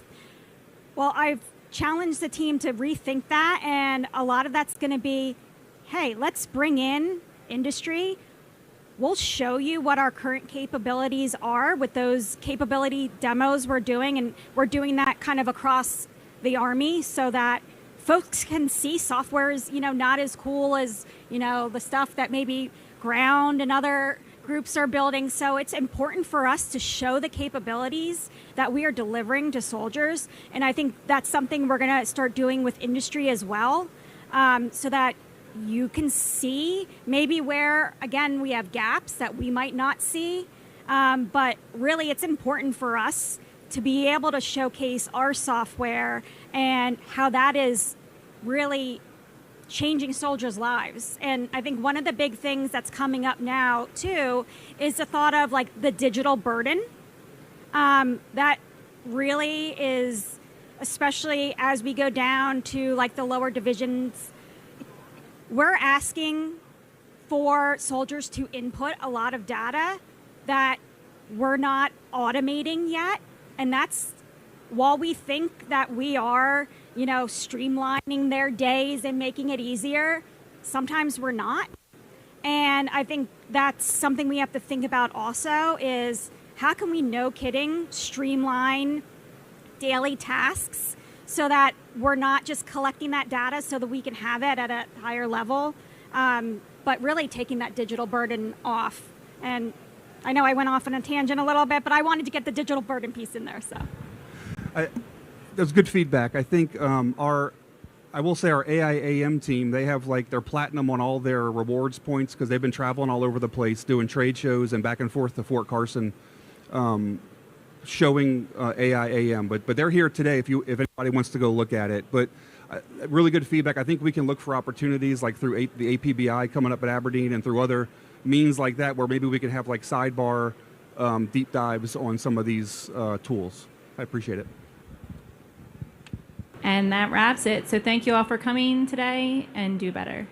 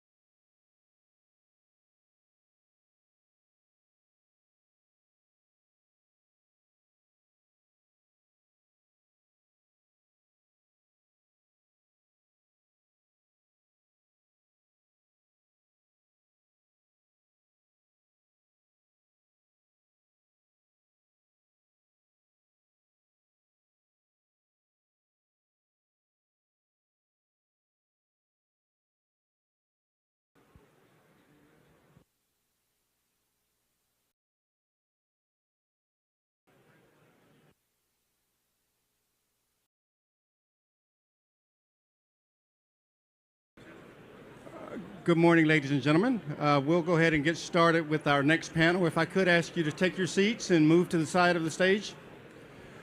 Our next panel will be Accelerating Drone Dominance with Rapid Test and Evaluation. Major General Pat Gaydon, Commander of ATEC, Colonel Joseph Alexander, Redstone Test Center Commander, and Colonel Brian Sampson, Dugway Proving Ground Commander. All right. Sir? Good morning, everyone. Hopefully you can hear me. I'm going to talk loud. I was in the back on the last one, and I know it was a little difficult to hear, but Pat Gaydon here. It's great to be at AUSA Global Force here in Huntsville, and I really appreciate the large crowd that we have that's going to hear Army Test and Evaluation Command talk. And our topic today is drone dominance and how we can help make that move more rapidly through test and evaluation. And we're going to talk that through the lens of two of ATEC's test centers, through Redstone Test Center, and I've got Colonel Joe Alexander here from Redstone Test Center, he's the commander, and Dugway Proving Grounds and West Desert Test Center. You know, Redstone's local. We brought Brian Sampson, the commander of Dugway, in from Utah. And what I'd like to say is when it comes to drones, all of our test centers have capability to test and evaluate different aspects, and we bring different things. These are not the only two, but I want to dive deeper into this and take you from big to small on it. So when you think about drones and you think about the changing character of war, you know, Clausewitz and other writers talked about the nature of war. It's human, it's immutable, it doesn't change over time. But the character of war changes every time a new capability is introduced to a battlefield. And I think as historians look at the decade that preceded us and the years ahead, probably the most important disruptive technology on the battlefields that's changed the way battles are fought are drones. And we all know that the nation and the allies that adjust best to that changing character of war do better on the battlefields. The Department of War, the Army, have issued the drone dominance directives, and we're moving out as a department. ATEC is evolving with the Army and with the department to make sure that we remain relevant in this space. And we're doing it a couple different ways, but I would call it continuous evaluation campaigns. So as the Army and the Department of War continuously transform, do persistent experimentation, ATEC is there with them. And I'm going to go to my first slide here. And I'll go big to small and make sure I get it over to the commanders so they can talk about their piece. I'll start with the mission. So ATEC's mission has not changed in a long time. We do test and evaluation for the Army. We're direct support to T2COM, meaning that T2COM sets our priorities. And we exist to write evaluation reports that inform Army senior leader decisions, acquisition decisions, and other decisions. And we do that through testing and evaluating. But the broader purpose at the bottom is to help the Army make sure our soldiers have the capabilities they need to fight and win our nation's wars. And then if you look at the bottom left on this chart, this is the ATEC enterprise. And I usually talk mostly about people. We've got fantastic people, scientists, engineers, analysts at each of the test centers. But today on the drone topic, I'm going to focus more on our real estate. 1/3 of the Army's land mass is ATEC. Expansive ranges out west. And this shows those. And each of them have a capability with respect to drones. Up at Aberdeen, they're co-located with the C5ISR Center that does some development. Out at Fort Huachuca, and our Fort Huachuca Electronic Proving Ground Commander is in the audience as well. They can test drones in the RF. They can create the multi-domain threat environment to put drones through that or counter-drone capabilities. Out at Yuma, we specialize in Group 1 and Group 2, the smaller drones. That's where the Army tested IEDs, and we've transitioned to the drones, working with JIATA 401 on counter-drone capabilities. And then at White Sands Missile Range, it's in the name of White Sands. It's a missile range. What's the difference between a drone and a cruise missile? It's all definition. It's all sort of the same. So for the larger Group 3 to Group 5 out at White Sands. And now we'll look at here at Redstone in your backyard, co-located with the capability portfolio executives for fires, offensive, defensive, for aviation. We've got Redstone Test Center with all the capabilities and scientists and engineers doing things like testing launched effects, early developmental testing on that, or directed energy. And then out at Dugway's core competency is chem bio testing. I'm going to try not to steal thunder here, but it's the 4th largest piece of land in the Army. Across all these test centers, White Sands is over 2 million acres. It's the biggest across DOD. Yuma is in the top 4. Dugway is 4th, 800,000 acres.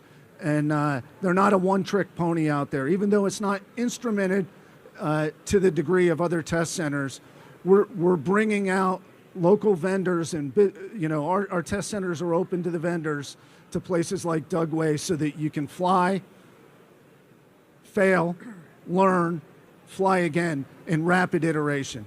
So with that, I'm going to hand it over to Joe Alexander and Redstone first. Hey, good morning. As General Gaydon said, I am Joe Alexander, and thank you, sir, for the opportunity. For many of you, this is our second opportunity. Last year, we had the pleasure to speak to you as well. Also, many of you have worked with the Redstone Test Center before. And for those of you who have not, we're excited to talk about it for a couple minutes, talk about some of the talk about who we are, some of the capabilities, some of the priorities, and certainly some of the relationships that we have. And we'll really want to focus a little bit more on the drone dominance as General Gaydon addressed, and some of the a little bit of trip through history and where we're at from a drone testing and where we're headed to the future.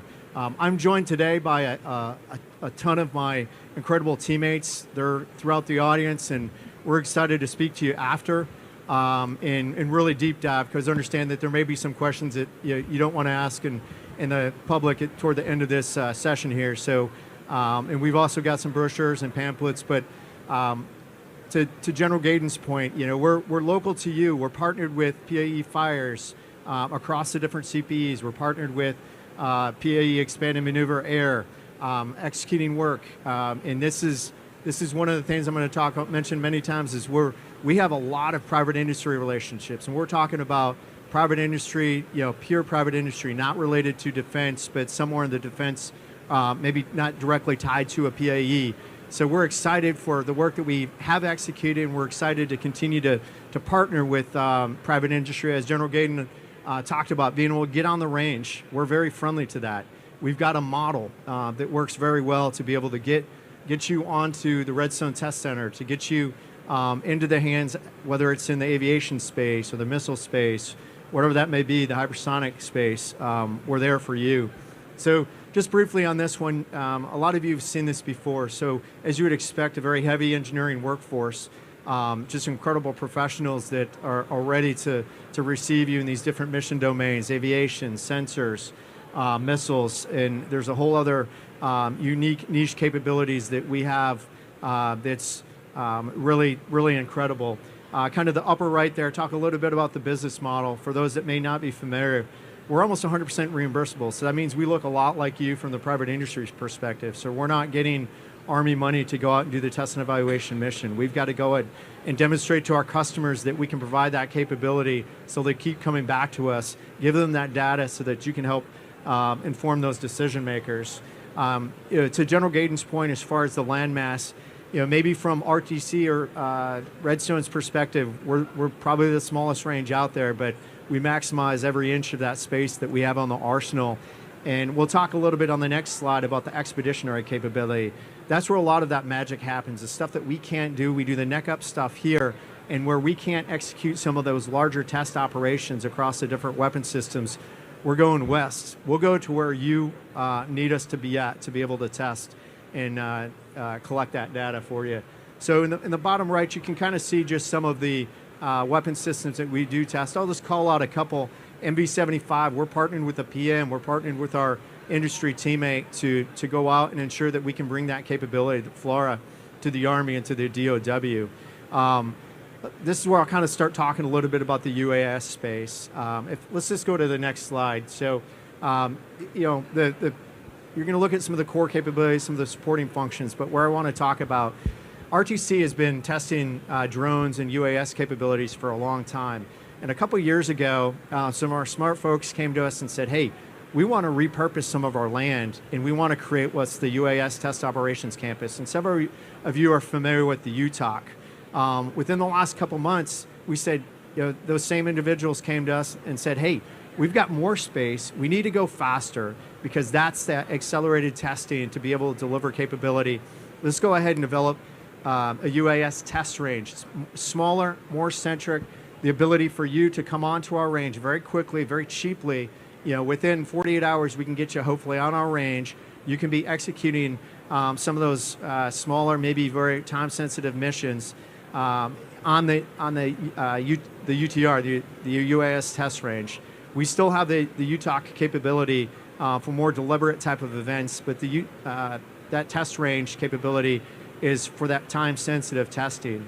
Talk a little bit about some of the tests that we've participated. We've got UAS tests going on right now. I'm heading out to the range tomorrow morning for some demos that some unique capabilities. We were in Fort Benning last week working the Maneuver Center of Excellence, capturing some high-speed photography and direct support of some very special customers that needed support out there. We're working with AMC as Sky Foundry starts to take off. We're partnering with them. They came to us and said, hey, can you do some of our testing to give us immediate feedback and to help develop maybe some of the TTPs and where they want to go as they move forward with that enterprise. So we embrace the opportunity to test in the UAS space. You can see some of the other core functions there in the aviation missiles. We can shoot missiles. We can, small missiles. We've got chambers in the environmental side of the house. Many of you may be invited to a groundbreaking ceremony for our MSATS capability. It's going to be the Army's largest anechoic chamber. That's coming to Redstone Test Center. That means that the Army now has a massive facility, anechoic, but oh, by the way, we're going to do EW and we're going to do cyber, and there's a number of threats that she'll be able to put weapon systems. It's purpose-built for FLRAA, for the MV75, so it's large. It's going to be the third largest in the DoD. So we're excited to break ground on that and bring that capability to RTC and to ATEC and really to whatever customer has a need and a requirement. So last thing on my end is the expeditionary side. Just briefly touch on that. We've got a whole suite of vehicles that we can go ahead and set up on an unimproved location and create a test range for you to again, collect the data, take that data and share it with you and hopefully be able to make decisions. So last thing, I'll kind of, as I transition to my partner here, Brian, just want to show a little bit of a video and give you an example. So we had a proof of concept a couple years ago from a distributed manned-unmanned teaming event. And what this is we asked Dugway to launch a Gray Eagle out at Dugway Proving Grounds. Here at RTC, we had one of our experimental test pilots in an Apache taking control of that Gray Eagle there, identifying the target, lasing the target, and prosecuting that target with success. That's one of our other capabilities is distributed live, virtual, and constructive testing. We're pushing the boundaries and being able in RTC to be able to link test centers together, link nodal points together, test, and be able to mature weapon systems and mature technologies and get it to the warfighter. And I'm excited because that's one example of many that we've done with Dugway. And with that, I'm going to hand it over to Brian. Here you go, bud. Thanks, Joe. Hey, good afternoon or good morning, everybody. I'm Colonel Brian Sansom, like you said, the commander of Dugway Proving Ground, and it's really good to be here. For one, I'm glad General Gaydon invited us out. It's good to get into some civilization, for once, being out there in the West Desert Test Center, and so it's good to be around a lot of people. But just one quick note that I'll talk, coming in from that video that Joe just mentioned, that he talked about the ability to integrate capabilities from across the different test ranges, right, within the tested evaluation enterprise. And one of the things that I think when we talk about for this theme here, accelerating testing, right? You don't necessarily have to be in one place a lot of times, or bring your weapon system or your capability that you're developing and get some of the results and effects. You can do it distributed, and you can utilize our ranges across the ATEC enterprise, right, to do that. For Dugway Proving Ground, now let's talk about that. First, has anybody out there in the audience been to Dugway or familiar with Dugway Proving Ground? Okay, well, I mean, that's a lot more than I expected, but the main thing here, then you know, and for those that don't, right, we are the nation's only major range and test facility base for chem bio testing. You know, since 1942, that's what we do in terms of providing capability back to the Department of War and Defense, right? So practically every piece of a chemical test equipment, whether it be sensors, equipment, mass, whatever, it's touched Dugway Proving Ground at some point. Now, what I really want you to take away, though, from my presentation today is really on the slide here and what we'll talk through outside of our core competency of chem bio testing.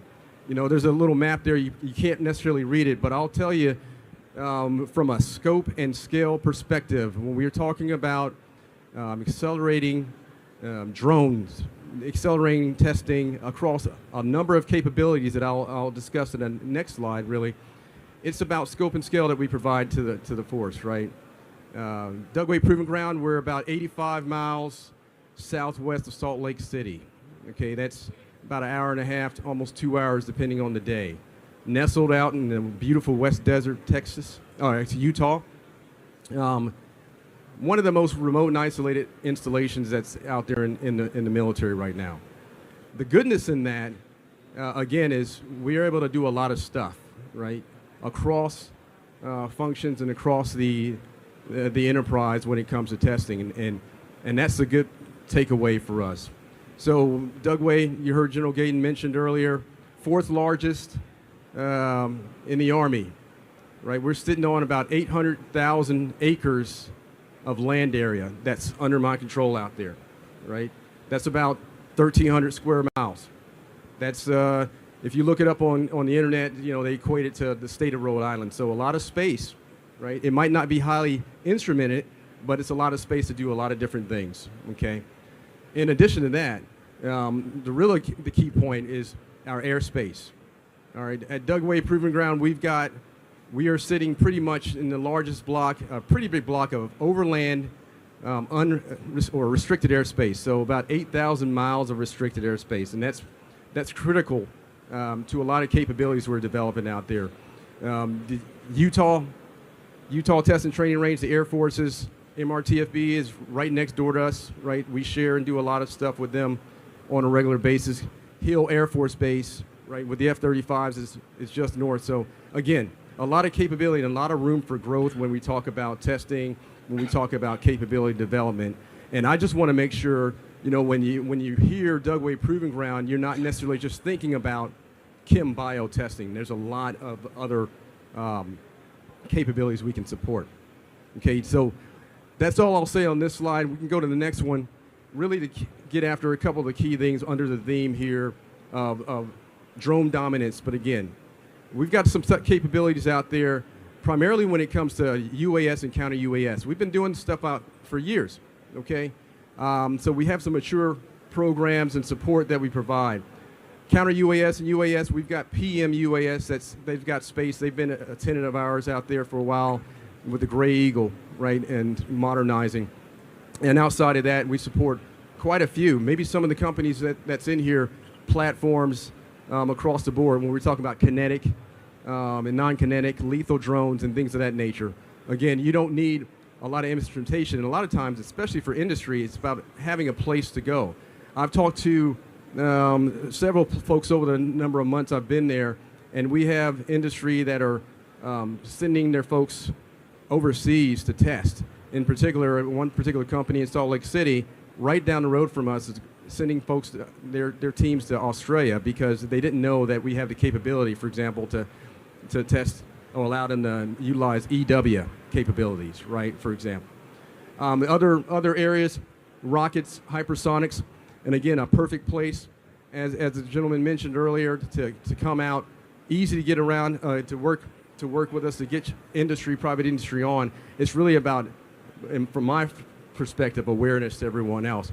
And then the airfield and directed energy, again, another high priority capability development that we're working with PAA Fires, for example, on right now.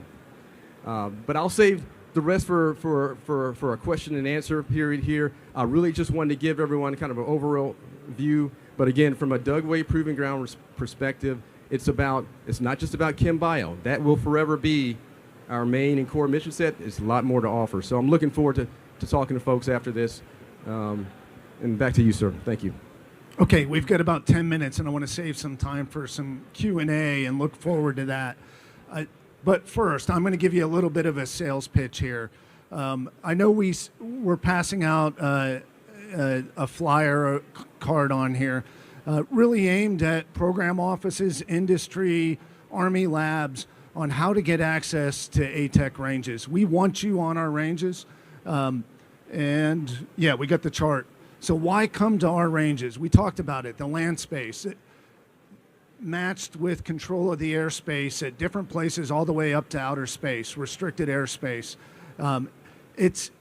These ranges are national treasures, and we need industry to iterate in our program offices to be able to iterate and learn out on these ranges to do things you can't do elsewhere. Most of them are out west. The spectrum is really quiet. We've assessed the spectrum out there. And better yet, we can make the spectrum noisy, working with the FAA and FCC to bring threats and emitters and jammers out onto these ranges because of the remoteness of the ranges. They're a great place for government and industry to come together and share. So all of that happens. And then the last one, I think there's a perception that government ranges cost a whole lot. It's unaffordable to get out onto the ranges. And what I would tell you is if you want to go out to a place like Dugway, and maybe in the past we would want to sell you the Cadillac instead of giving you the Chevy. But if you don't need the full instrumentation and you want to go iterate with a small package on the range, I think it's probably cost effective for you. And we really want you to go to Dugway, go to the electronic proving grounds, and spend some IRAD, but learn things that you can't do anywhere else. And let me go next slide. And we sort of blocked for a number of years, blocked industry off the ranges, where we had a priority structure of 1 to 5 and industry was 5. And we made it so that only I could approve industry coming on the ranges. I looked at that for my first couple months in command, but about a year ago, we completely changed that. Approval authority is at the test center commander level if you want to get onto the ranges, as long as you have a nexus with defense. If it's a car company wanting to use a track out there that has nothing to do with defense, I'll still approve that. But if you're working on the problems that are in the National Defense Strategy, these guys get to approve you coming on the ranges. And the last thing before Q&A, there's a QR code on here. If you want to get on the ranges, just hit the QR code. It'll take you to ATEC's website with all the information. We put out a SAM.gov article in December. I know a lot of you saw it. We updated it in January. That's another source. And then the main one is just our website, atec.army.mil. Hey, this is great. I know we have a huge crowd in here. We're live streaming out there. We've got 6-7 minutes. Let's do some Q&A if you have any questions.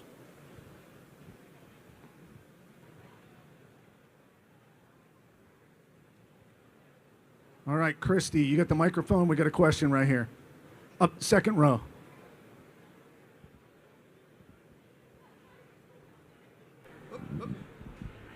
Hey, sir. Scott Estes, Teledyne FLIR. So coming back to the openness of ranges and trying to open this up and looking at the larger DOW initiative to streamline testing overall, is there any thought given to perhaps structuring tests that are paid for by industry with their IRAD, such that the pedigree for that testing is rapidly transitioned over to the program of record owner? Hey, great question, Scott. And if I had all the time in the world, I would have probably got to that one. I call it big E for evaluation, little t for test. And that's the mantra of ATEC. Is what we offer the Army is the evaluations that inform acquisition decisions. And the team that writes the evaluations will take all available data, whether it comes from private industry testing. We would have to probably be over the shoulder or somehow validate the data that private industry provides. But it does not make sense, as we're moving faster and we want to make every penny count, that we would test twice, do something that you've already tested and you've got data that can inform that evaluation. We would rather do the edge cases that you can't do, that we have capabilities on our ranges that we may be the only one to do, but absolutely yes.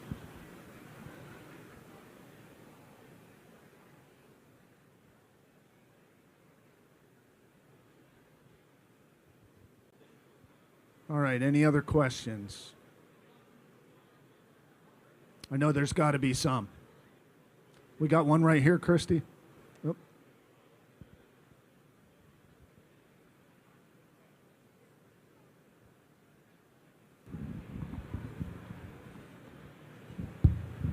Okay, thank you.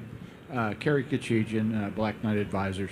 I was just in Germany and at Wiesbaden, heard some briefings, and they were talking about drone testing at Grafenwehr and other places. Does any of that tie back to ATEC, or is that like operational units that are testing beyond the ATEC? Yeah, thanks for the question. We're driving a lot of change across the test and evaluation enterprise. Some of that is we're not seeing as many formal operational tests as we've seen in the past. With Army Transformation Initiative, prototypes going out into the force for persistent experimentation, we've changed some of the way we're organized across ATEC, merging our evaluation center with our operational test command so that we can do exactly that. And we're partnered with the PIT. I know Colonel Shimon Diane, I saw him right as I was walking in here, is the PIT does prize challenges and gets industry out into Grafenwehr. We're on the ground taking either qualitative or quantitative feedback. So right to date, we've been there for those sorts of things, collecting soldier feedback in a scientific manner and presenting it back to the Army. But Joe just talked about expeditionary capabilities that can go forward, and we're working with the PIT and the GTED. Sorry, I'm throwing acronyms that I can't spell out for you, but to potentially get some of those expeditionary test capabilities to places in Europe and the Pacific if they're not there already. It's a space we're in, but we need to be in deeper.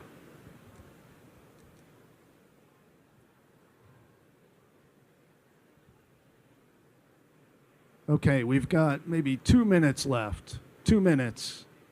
Any other burning questions? And it's okay if you don't. Okay, we got a hand right here. Microphone's coming. Thank you, sir. Whoa, loud. Okay.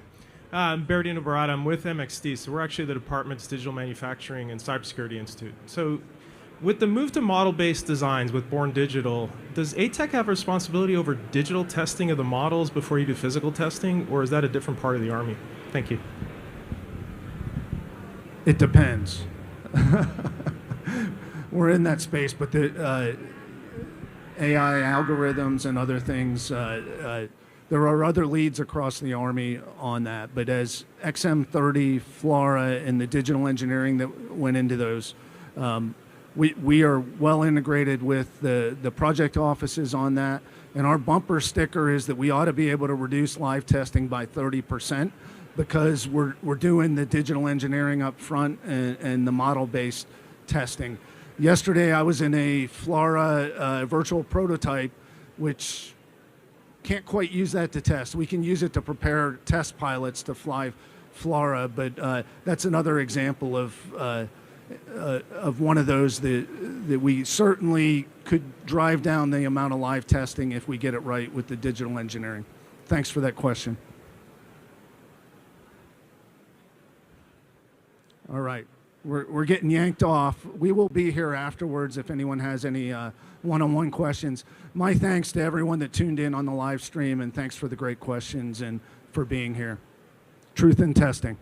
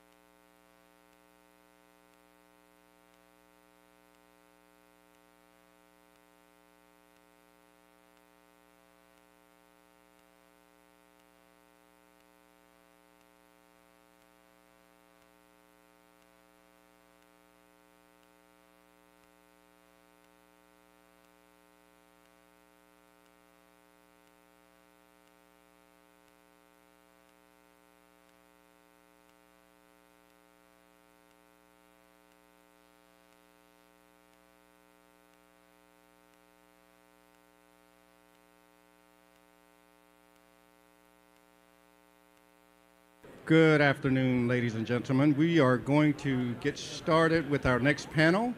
If I can ask you to kind of take your seats, settle down a little bit.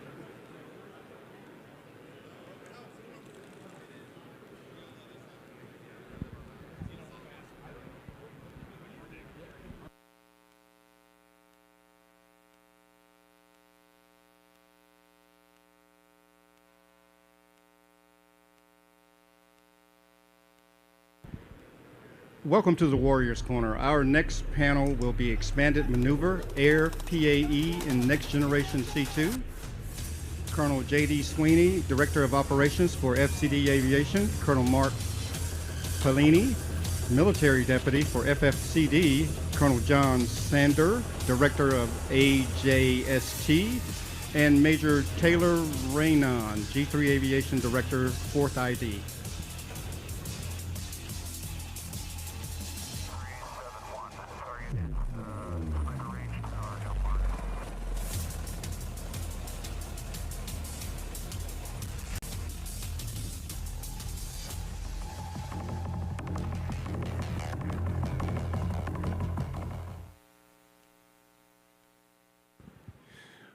Well, hey, good afternoon, everyone. So I'm Colonel J.D. Swinney from the Aviation Future Capability Directorate, and appreciate you taking a couple of minutes out of your afternoon to join us. So look, we're going to talk about maneuver air this afternoon, but we're going to flip the script a bit. So what we're not going to do is talk about helicopters, launched effects, or a new UAS.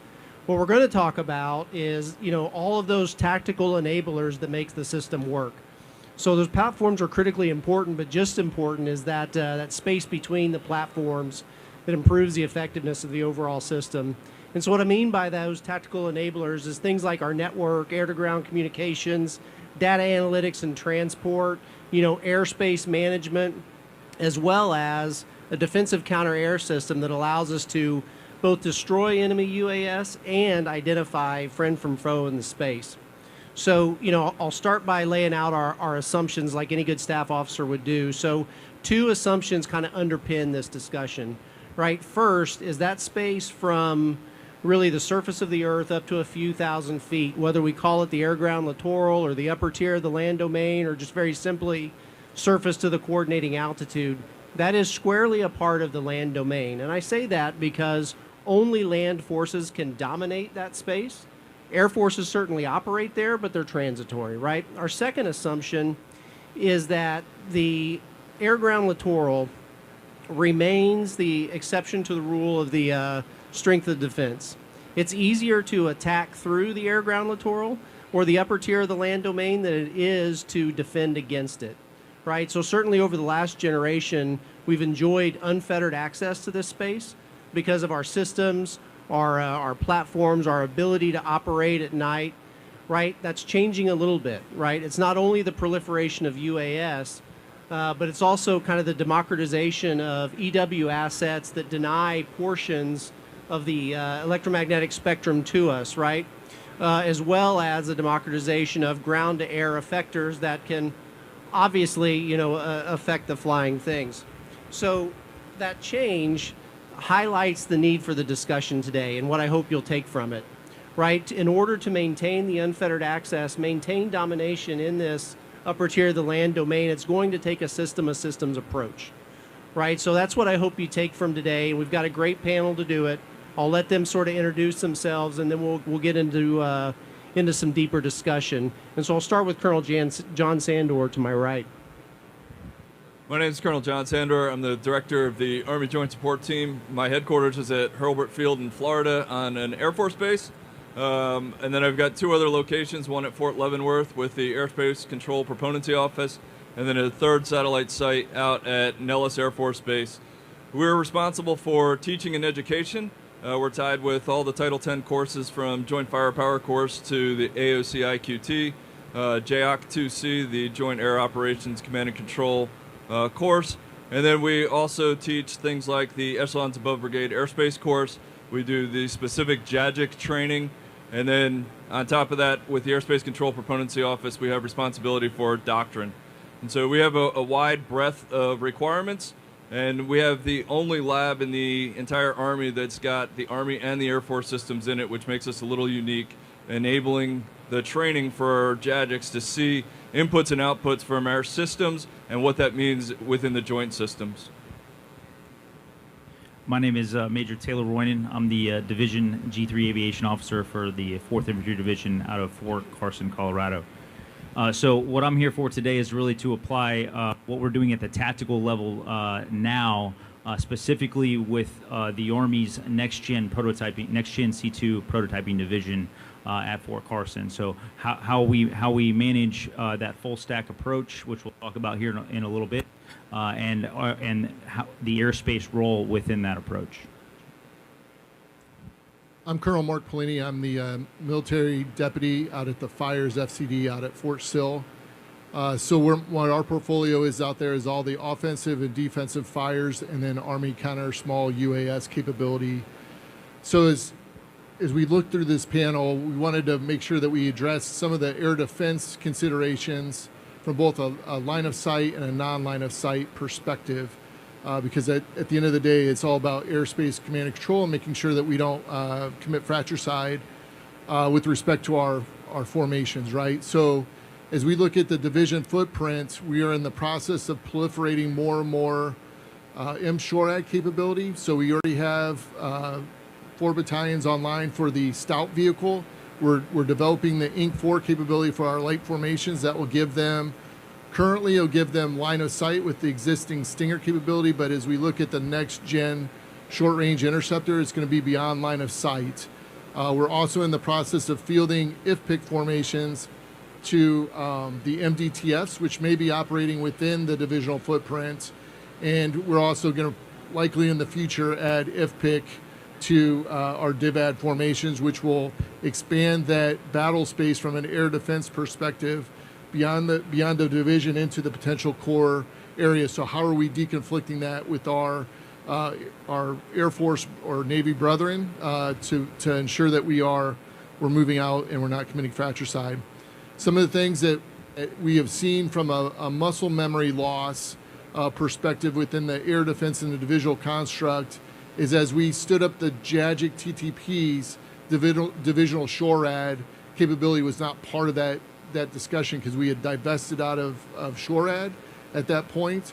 And so now we just got to relearn the muscle memories and making sure that we get combat ID and engagement authorities for our air breathing capabilities delegated down from the CRC, the command and reporting chain on the Air Force down through the JSOC at the division levels. So that's kind of what we're looking for on this discussion from at least my lens.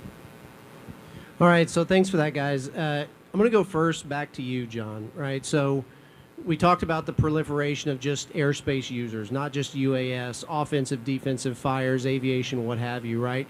And we're applying that into a joint system that was not designed for that density of users.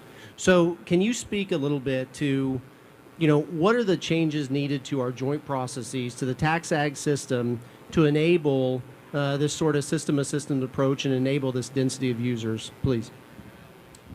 Yeah, so as we go back and look with all the new predominance of UAS, if you go back to pre-2003, when 5th Corps rolled across the berm, they had 3 UAS within the entire Corps.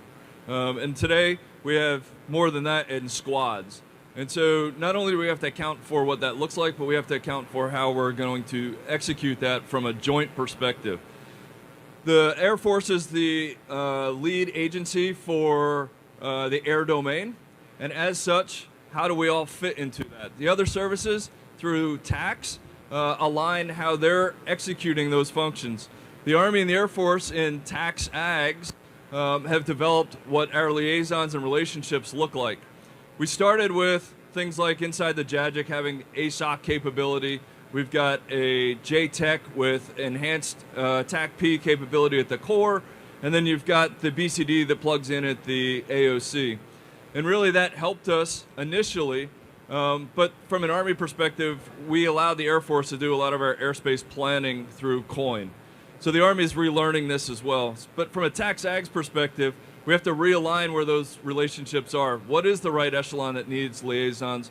What are the right systems and capabilities that tie those requirements back together? And what are these joint service requirements that we currently have as everybody is changing? And then you look at both services, particularly from an Army and Air Force perspective, are changing the concept of how we operate. And in doing so, it changes how we apply those enablers to our formations. Well, as we change how we apply those enablers, we also have to change the process in which we use. So as we look at procedural control, we look at future digital systems being able to help. We look at ways that we can better understand the air domain and make airspace smaller rather than larger. So most people remember as we built out airspace in the past, we built, if you were throwing up a Raven Roz in 2005, you put a 1K or a 2K bubble out there and nothing else could come in it. Well, in the next fight, that doesn't exist. We have to be able to put multiple things at the same time in the air domain.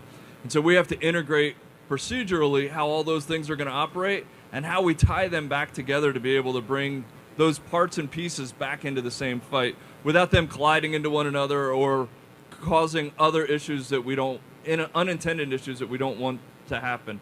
And so first we looked at, we have to redo TACSAGs, and so the Army and the Air Force has sat down and we've gone through a series of discussions with Headquarters Air Force and with HQDA G357, looking at really 3 major topics over 6 OPTs. 1 being TACSAGs, 2 being the service level MOAs, and then the 3rd is what is the future for experimentation and testing to validate what we come up with in the plan's opportunity. In that space, it's really allowed us to look at what is the right echelon, what is the right capability, and what are the future requirements that we need to link so that we can get all those pieces in place and then reestablish a generic TACSAGs that affords us the opportunity, it doesn't matter what theater you go to, what is the baseline that everything else works off of. No, thanks. So, Colonel Sandor's talking theater strategic, and now I kind of want to bring us down to the tactical level. So, Major Royan, I'm coming to you next. And what, can you level set the audience? What is Next Gen C2? What are the many components of the solution? And then can you talk a little bit about the prototype solution you're using in 4th ID? Yes, sir. Happy to. So before we jump into the slide there, what is Next Gen C2? So think of it as a full stack rework. So starting with your transport layer, your hardware. So you've got your Pelio systems, your Starlink, your Starshields, your data mesh radios, so that you can have your Pelio access and your local data mesh access. And then you move on to your data layer. So now we've got a 2-part solution there with our local tactical edge compute servers that we can bolt straight onto our vehicles and our aircraft, as well as that direct access to the cloud ontology for NGC2 where most of the application work is happening. And then you have your data integration layer where you have the ability to move things cross-domain and cross-echelon so you can have shared data picture for your entire tactical force on the battlefield at one point. And then you moving up into the application layer, making that as simple as the apps on your iPhone or a web browser, having everything accessible on each of the domains that you're fighting on by simply clicking on an app. At the 4th Infantry Division, we've been prototyping this since August.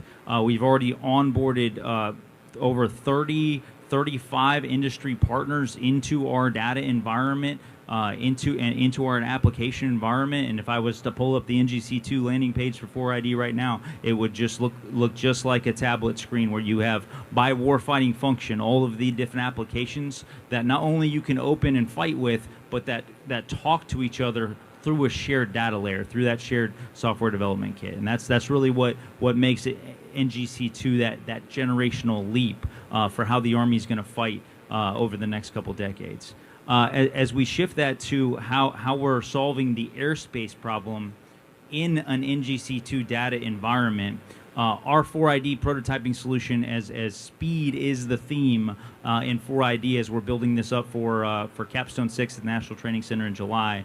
We've done multiple training exercises called the IV Stings, and our culminating home station training event in May, IV Mass, a massive fire support control exercise in 2 different training areas.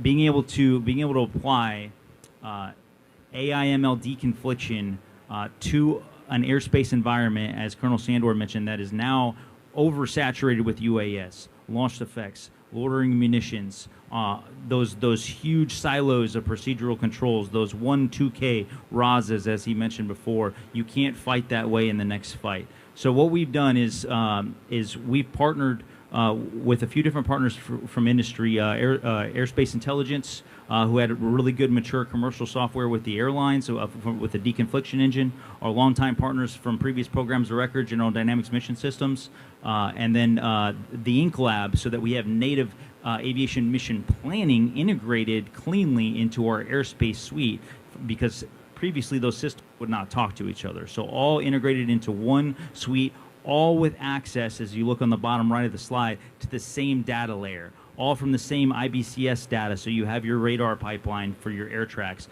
TAC data for PLI data for UAS, AX for munition flight paths for fire missions, EWC2, so you have that EW data. And then working with our joint partners, especially our air component, on bringing in Warhawk, Wintech, BC3, C2 Core, so you have that native architecture, not siloed systems where you're passing sticky notes and writing things on the whiteboard with the TACPs and the JAGIC, but to be able to all talk and all push three-dimensional messaging all in one shared ecosystem is what we're trying to build in the 4th Infantry Division. And this is just a quick snapshot of kind of where we stand right now in our prototyping. So as you kind of look at our user interface, working you guys from left to right, and this is the ASI flyways portion. So this is what we use in the JAGIC for that dynamic clearance in real time. So moving from left to right, you can pull up individual munition flight paths and individual aircraft and tracks, sort them at the user level, and we're talking PFC specialists able to do this, 10-level operators able to do this in the JAGIC today, and then associate that munition flight path or that aircraft with what we're calling the shot clock. That gives you a temporal reference out into the future of when your airspace will be clear for that exact fire mission, that exact munition flight path, or that exact aircraft route. Giving the JAGIC chief and that senior air director in the JAGIC predictability down to the minute into the future of when you're going to be clear for those paths. And then a three-dimensional comp for our users, and then moving over to the right and Puck 4 there are our deconfliction engine with the ability, if it's a UAS, for example, that's been programmed into NGC2, the ability to directly task that UAS in our system to move out of the way of an active conflict. We've successfully tested that with multiple vendors that have been integrated into our IB Sting exercises. So I detect a UAS is in the flight path of this munition. I'm going to task it to move out of the way right now.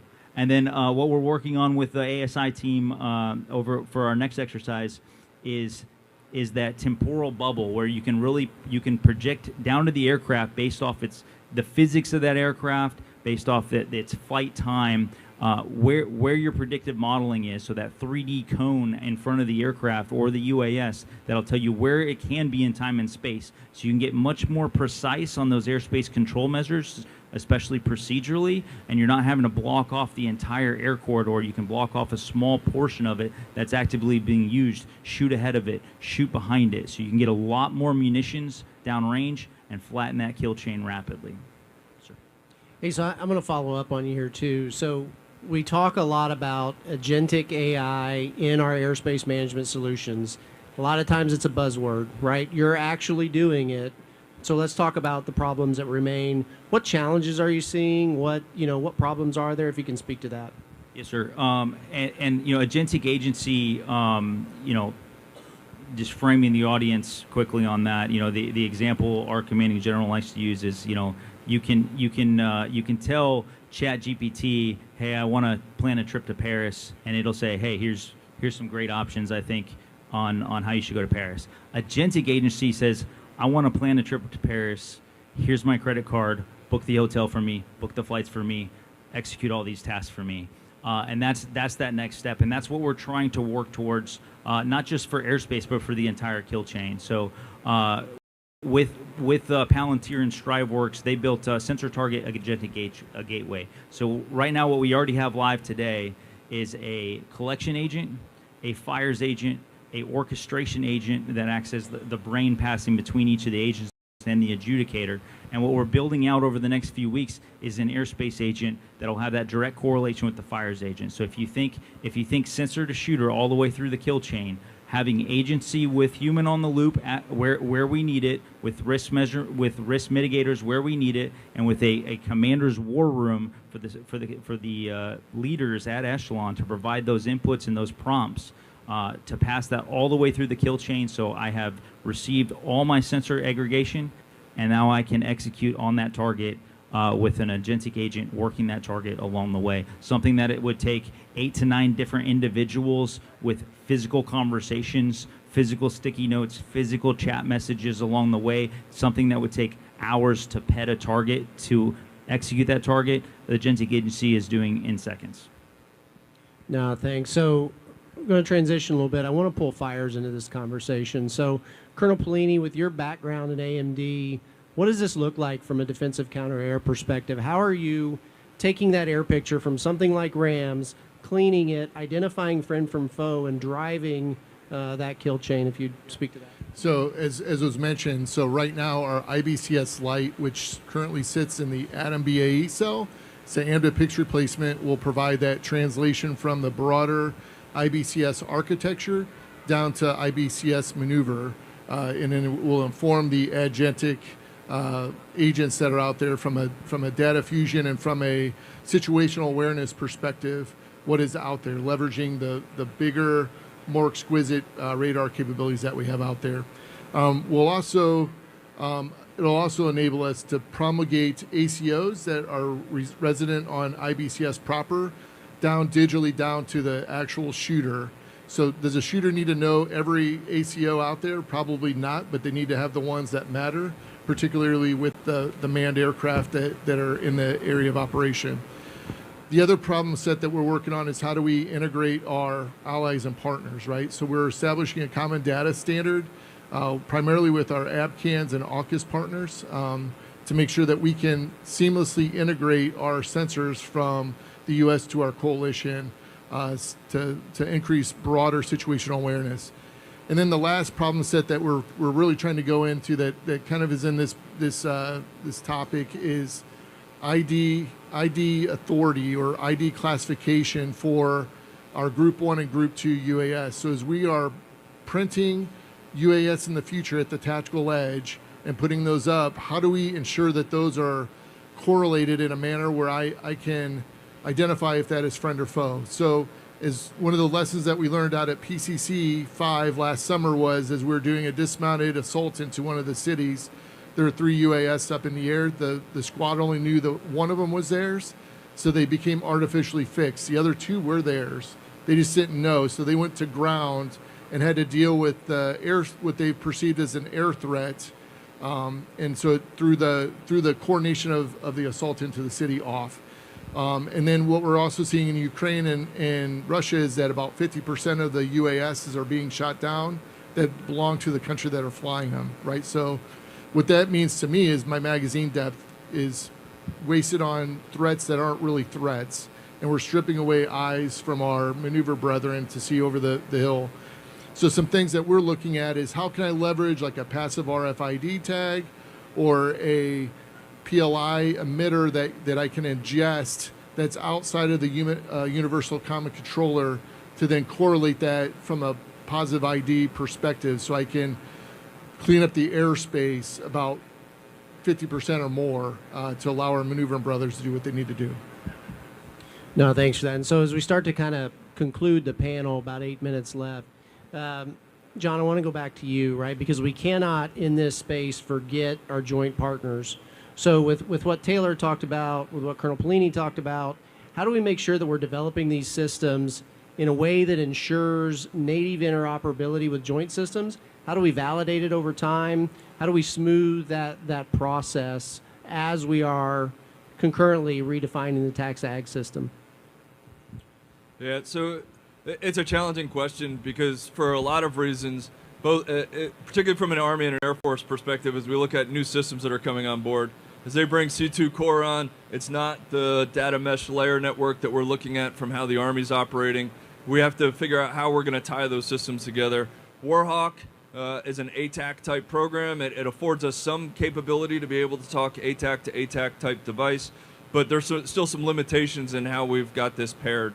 And so what we've looked at is in the experimentation and testing arena, how do we bring the right systems out, and then where is the right place to test them? And so we've linked with the Air Force and virtual flags to bring systems in to do risk reduction event tests and look at specifically how do we leverage this system against what you're bringing out and make sure that we're passing the information. And likewise, how do we do that with our partners and allies? And what we've seen is we've got a long way to go in terms of partners and allies, and we still have a long way to go in terms of just our joint systems.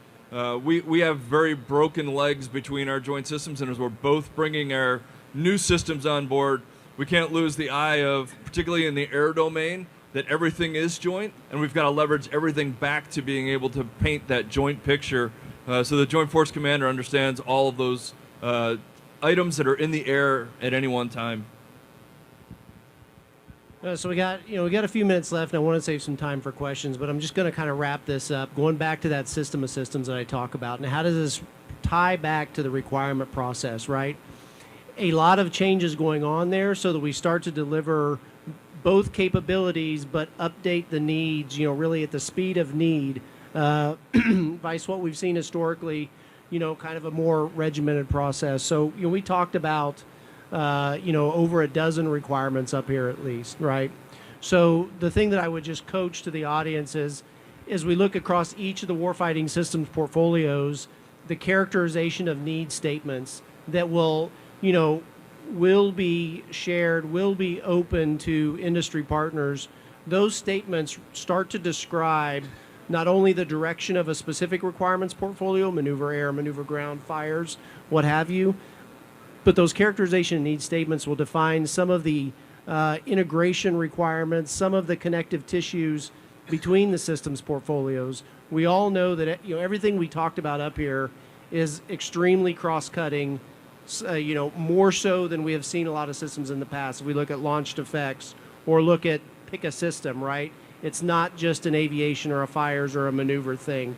So I would encourage everyone, as these characterization needs statements are populated, that is a way to understand the sort of the overall direction for a portfolio. And I believe we have just a couple of minutes for questions if there happen to be any in the audience. Do we have mics that are coming around? Okay, we've got one mic in the back. I believe we got a question in the back. Thank you. Ken Kreitzer, CamVets Media.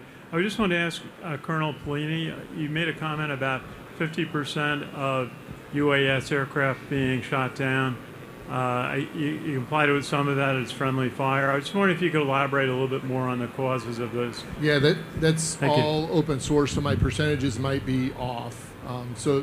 There is, on any battlefield, if I perceive a threat, I'm going to shoot at it, right? And it may not be a threat, and it may be my adjacent unit that is flying next to me, and for whatever reason got out of the coordination measure or the airspace corridor, and so that's a common theme that we're seeing as we start to employ these and experiment with UASs at the tactical edge of airspace discipline and airspace awareness from a ID perspective.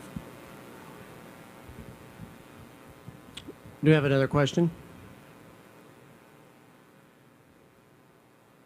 Okay, the only thing I'll add to that one is, that is a perfect example, right? Because it's identifying the UAS, right? It's transporting that data across the network.